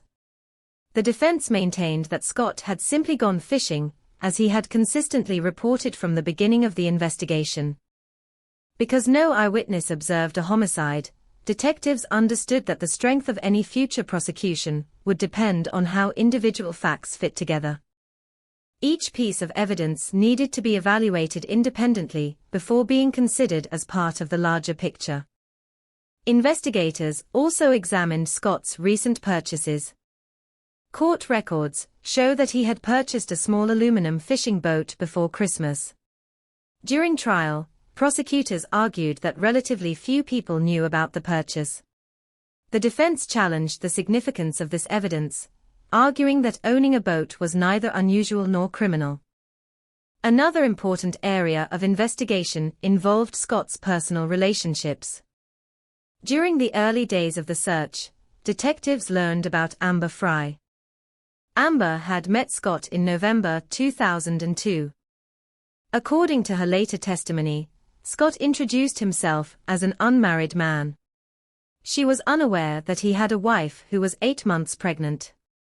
After seeing national news coverage regarding Lacey's disappearance on December 31, Amber recognized Scott as the man she had been dating. She contacted law enforcement voluntarily. That decision significantly altered the direction of the investigation. Detectives interviewed Amber extensively. They concluded that she could provide valuable information about Scott's activities and statements during the weeks surrounding Lacey's disappearance. Working with investigators, Amber agreed to record future telephone conversations with Scott. These recorded conversations later became an important component of the prosecution's case. During several calls, Scott continued speaking with Amber in a manner generally consistent with his earlier claim that he was not married. Some conversations occurred while extensive public searches for Lacey were underway, and while Scott himself was participating in media interviews requesting help in finding his missing wife. At trial, prosecutors argued that these recordings demonstrated deception extending beyond the affair itself. The defense responded that infidelity, while morally troubling, did not prove homicide.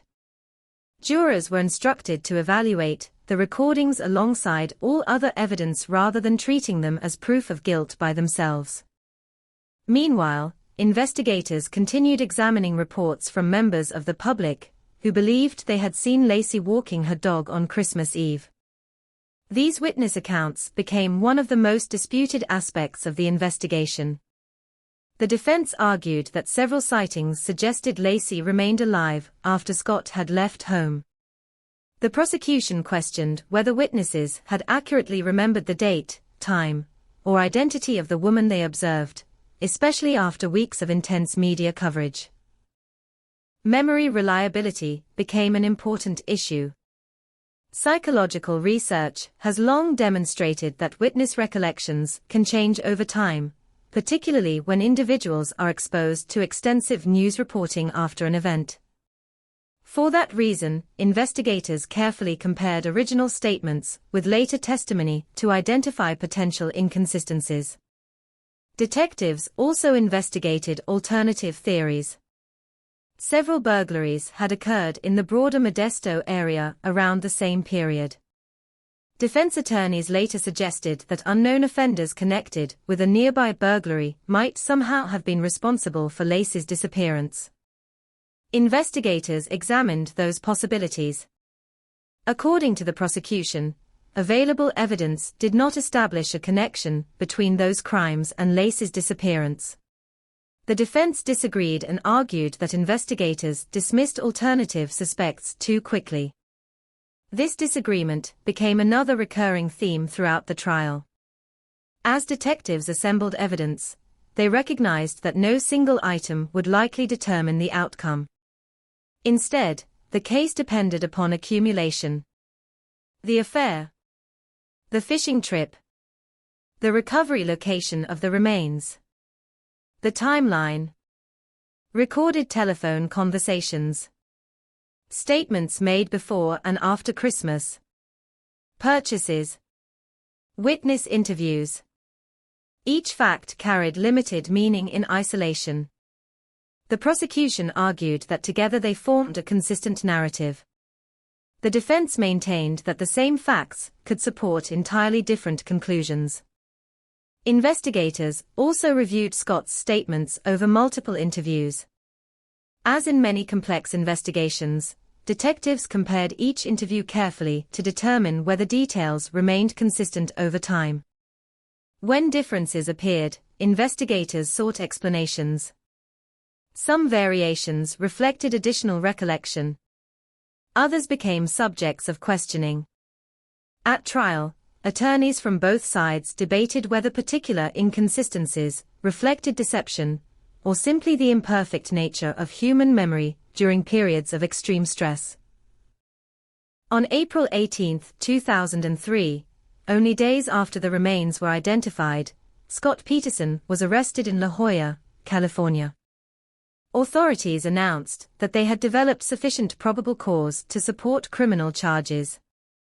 At the time of his arrest, officers recovered several personal items from his vehicle, including cash, multiple changes of clothing, cell phones, camping equipment, and identification documents. Public discussion quickly focused on whether these items suggested an attempt to flee. The prosecution argued that the circumstances surrounding the arrest supported an inference of possible flight. The defense offered alternative explanations, stating that Scott had traveled south to be near family and that the recovered items had innocent purposes. The jury later heard evidence regarding these circumstances before reaching its own conclusions. Following the arrest, formal criminal proceedings began. Investigators transitioned from evidence collection toward trial preparation. Reports were organized. Witnesses were identified. Forensic specialists prepared analyses. Prosecutors reviewed thousands of pages of investigative material while determining how best to present a largely circumstantial case to a jury. Public interest reached extraordinary levels. Television networks devoted extensive coverage to the investigation. Legal analysts debated the strength of the evidence. Former detectives offered opinions regarding investigative strategy. At the same time, judges repeatedly reminded participants that criminal guilt could be determined only inside a courtroom, not through media commentary. The Peterson investigation became a textbook example of the challenges associated with circumstantial evidence. Contrary to a common misconception, circumstantial evidence is not inherently weaker than direct evidence. Courts throughout the United States recognize that a combination of independently reliable circumstantial facts can establish guilt beyond a reasonable doubt. The central question is not whether evidence is direct or circumstantial. The question is whether the evidence, viewed as a whole, convinces jurors beyond a reasonable doubt. That principle would soon become the defining legal issue in the Peterson trial. For detectives who had spent months reconstructing timelines, interviewing witnesses, and evaluating countless leads, the investigation had reached a critical milestone. Their responsibility was no longer limited to identifying a suspect. Now they needed to present a coherent, evidence-based explanation capable of withstanding intense scrutiny from experienced defense attorneys, forensic experts, and ultimately 12 jurors. The investigation had transformed thousands of individual facts into a single legal question.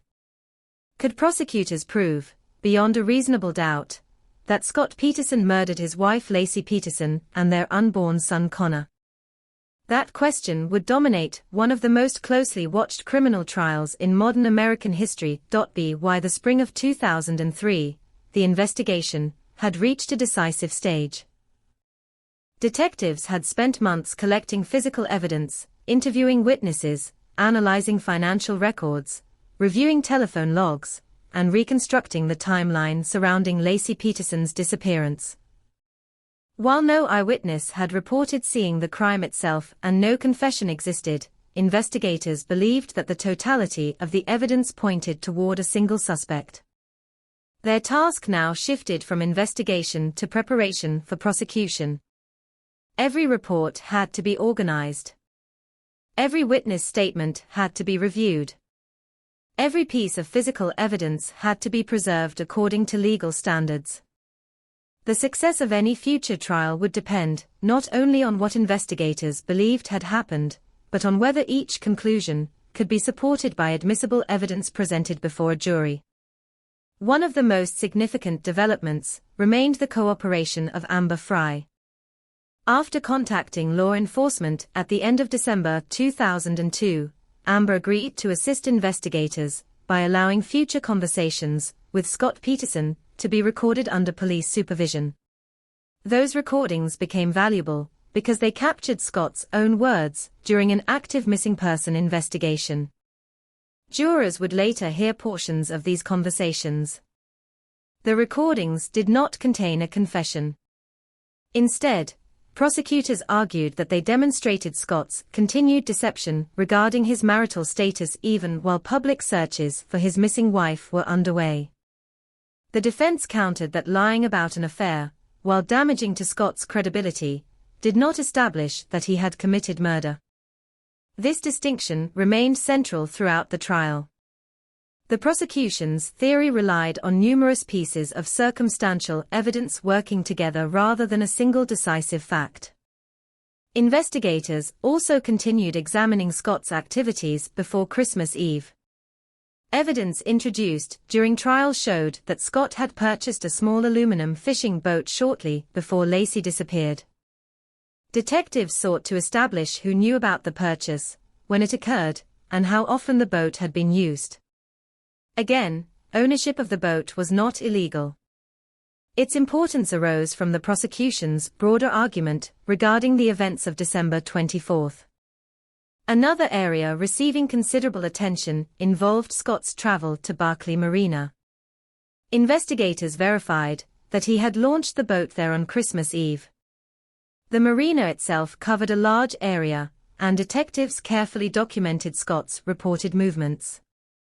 When the remains of Lacey and Connor were later recovered along the shoreline of San Francisco Bay, prosecutors argued that the location was consistent with Scott's acknowledged trip to the bay on the day Lacey disappeared. The defense disputed that conclusion. Attorneys argued that San Francisco Bay covers an extensive geographic area, and that the recovery location alone could not establish criminal responsibility. As in many aspects of the case, jurors ultimately had to determine how much weight should be given to this evidence. Investigators also revisited the timeline established during the early days of the investigation. Telephone records became particularly valuable because they provided objective information regarding the timing of certain calls. Financial transactions similarly helped establish portions of Scott's movements before and after Christmas Eve. Unlike witness memories, these documentary records did not depend upon human recollection. They therefore served as important reference points when comparing various accounts. Forensic scientists contributed another essential component. Although the condition of the recovered remains limited the conclusions that medical examiners could draw regarding the precise cause of death, DNA testing confirmed the identities of both Lacey and Connor. These scientific findings eliminated uncertainty regarding identification, while establishing that the missing person investigation had become a homicide prosecution. Investigators also carefully documented evidence recovered from the Peterson residence, Scott's vehicle, and other relevant locations. Each item required an unbroken chain of custody to ensure admissibility during trial.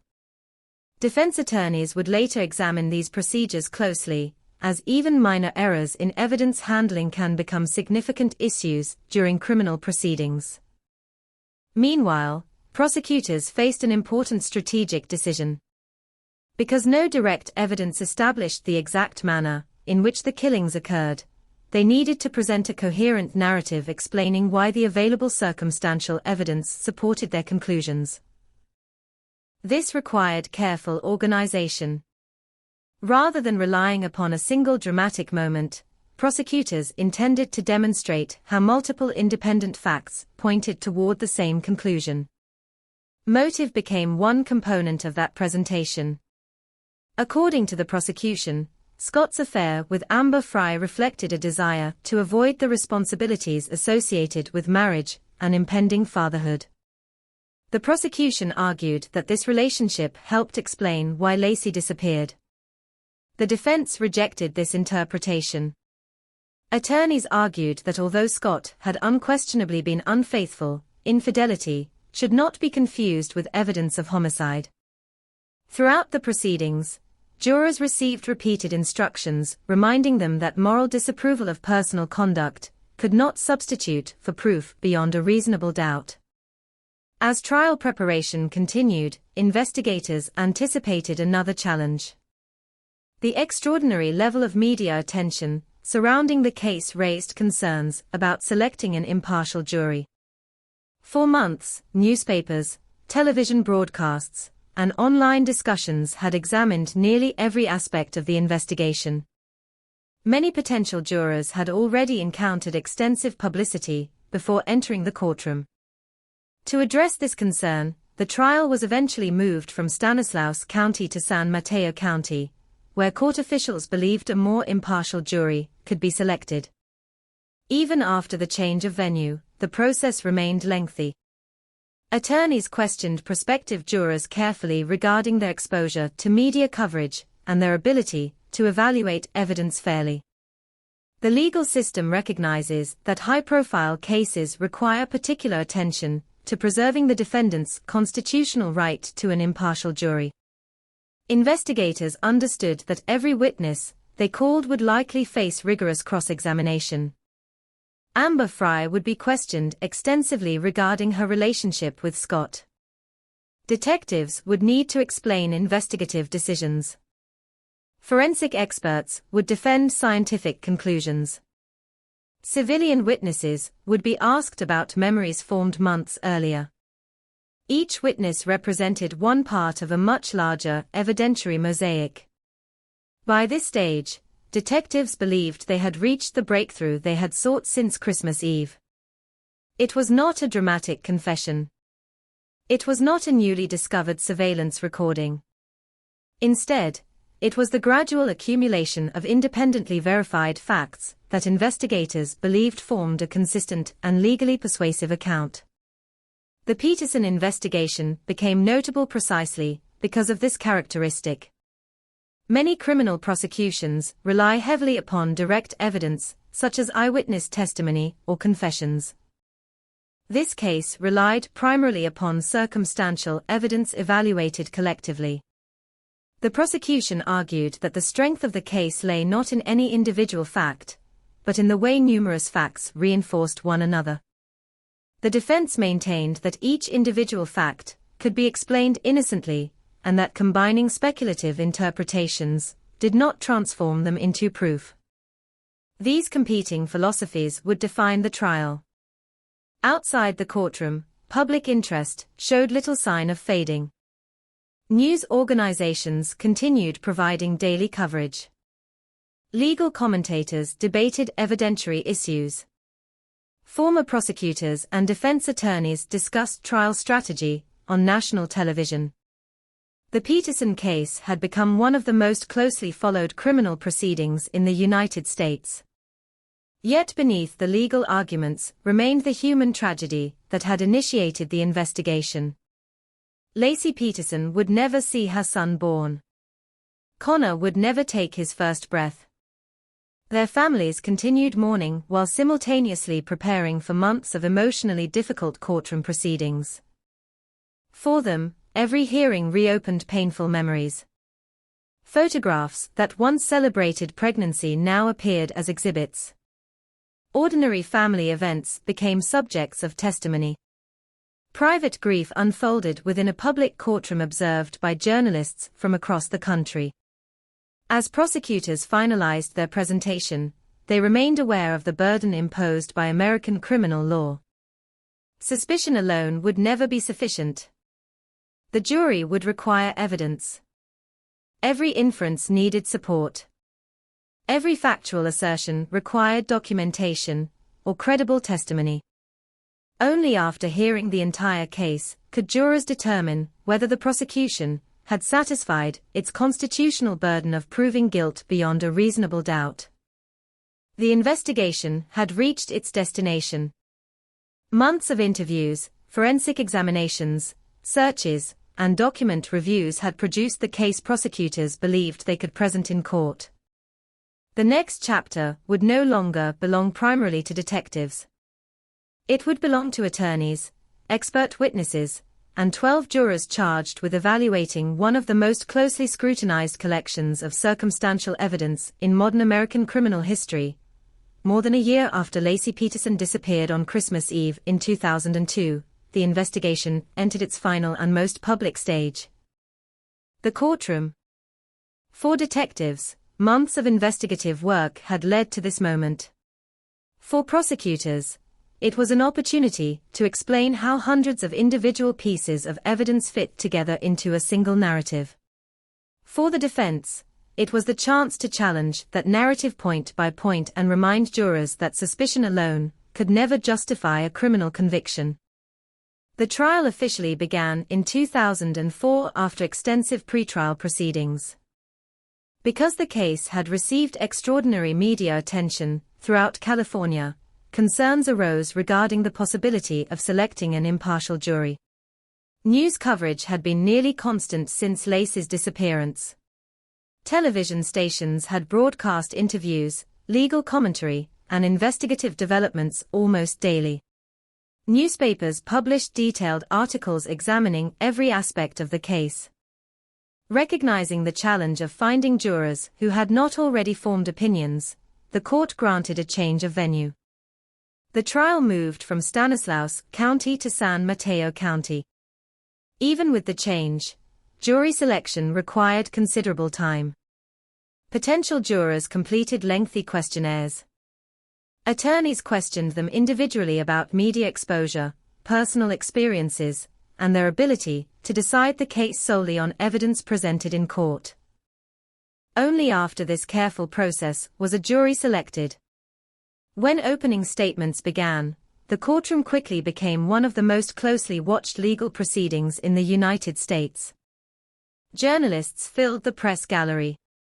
National television networks provided daily summaries. Legal analysts examined testimony each evening. Every witness was scrutinized. Every exhibit was discussed. Every courtroom development became national news. The prosecution began by outlining its central theory. According to prosecutors, Scott Peterson had murdered his wife, Laci, because he no longer wanted the responsibilities associated with marriage and impending fatherhood. The affair with Amber Fry, prosecutors argued, illustrated his desire to pursue a different life. They emphasized that motive alone could not establish guilt. Instead, they argued that motive, combined with numerous pieces of circumstantial evidence, created a persuasive and consistent explanation for what had happened.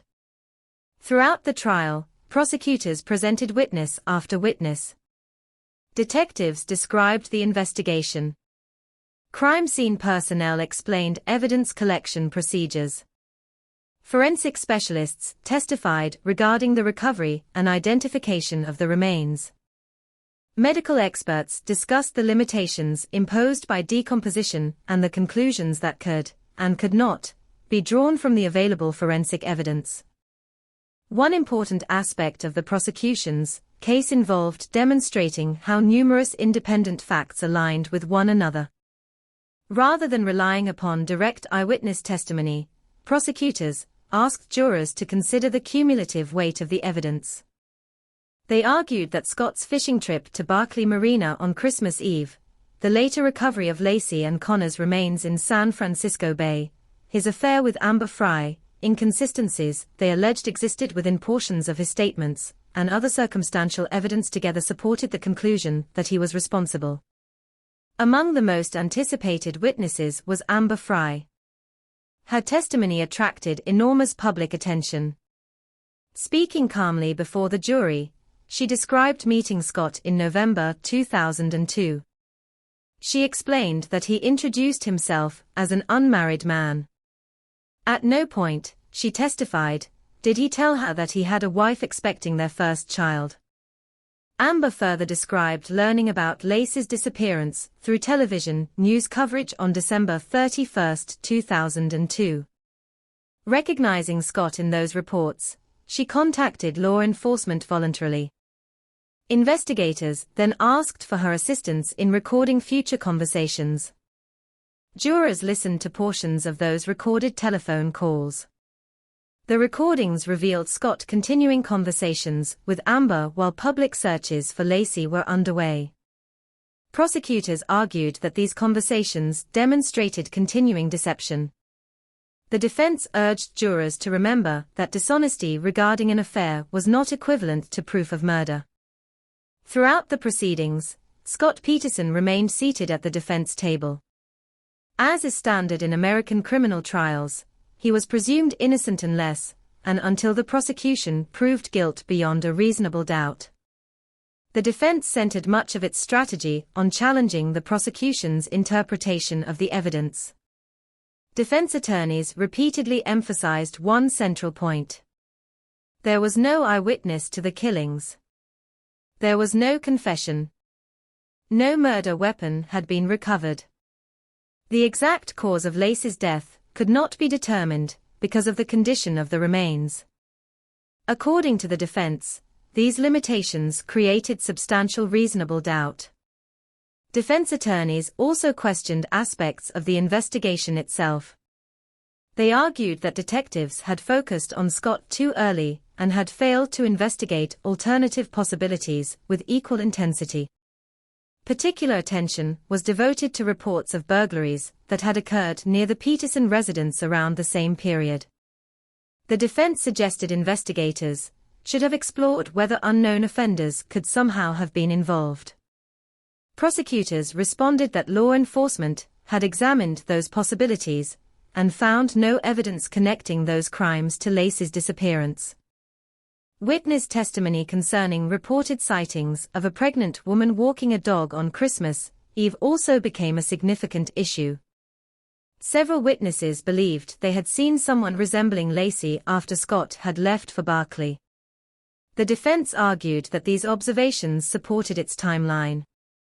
The prosecution challenged the reliability of many of those memories, pointing to inconsistencies regarding dates, times, and descriptions.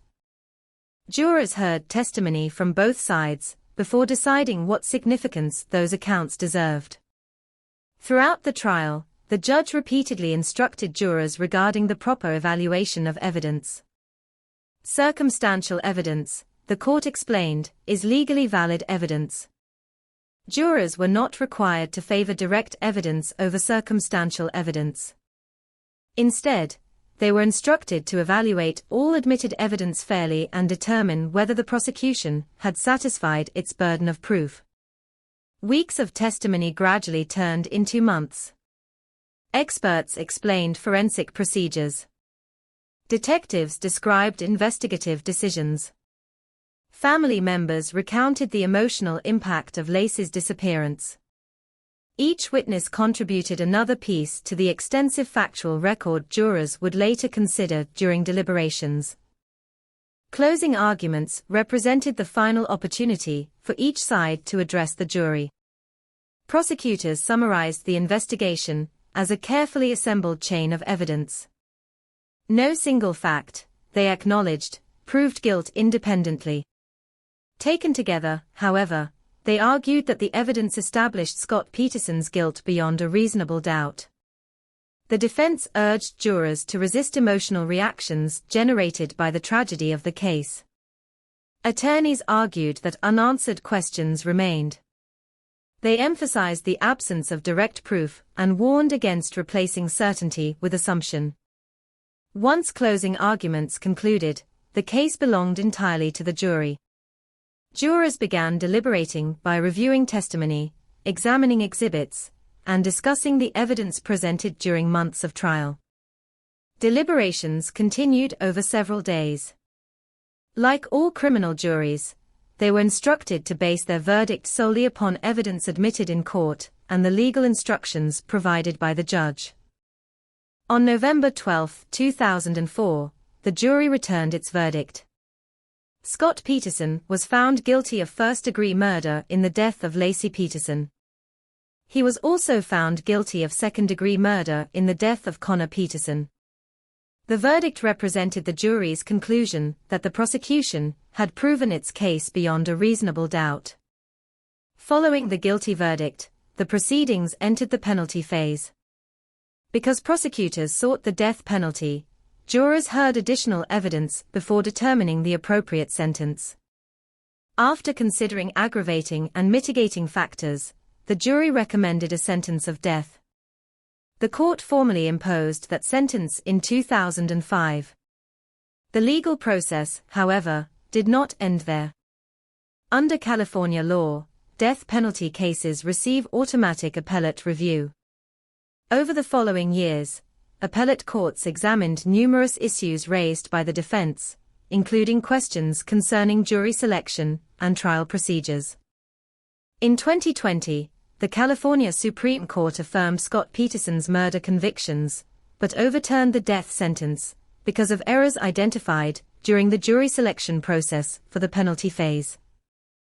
Importantly, the court did not overturn the guilty verdicts themselves. The convictions for the murders of Laci and Connor remained intact. A new penalty proceeding followed. In 2021, Scott Peterson was sentenced to life imprisonment without the possibility of parole. That sentence remains in effect today. Even after the trial concluded, public discussion surrounding the Peterson case continued. Some observers viewed the verdict as a powerful demonstration that circumstantial evidence, when carefully assembled, can satisfy the criminal standard of proof. Others continued questioning aspects of the investigation and the interpretation of particular pieces of evidence. Those debates have fueled documentaries, books, podcasts, and legal analysis for years. Yet regardless of differing opinions regarding specific evidentiary issues, one reality has never changed. A young woman preparing to become a mother lost her life. An unborn child named Connor never had the opportunity to be born. Two families endured losses that no courtroom could ever repair. The trial determined legal responsibility under American law. It could deliver accountability, as defined by the justice system. It could not restore the future that disappeared with Laci Peterson on Christmas Eve 2002.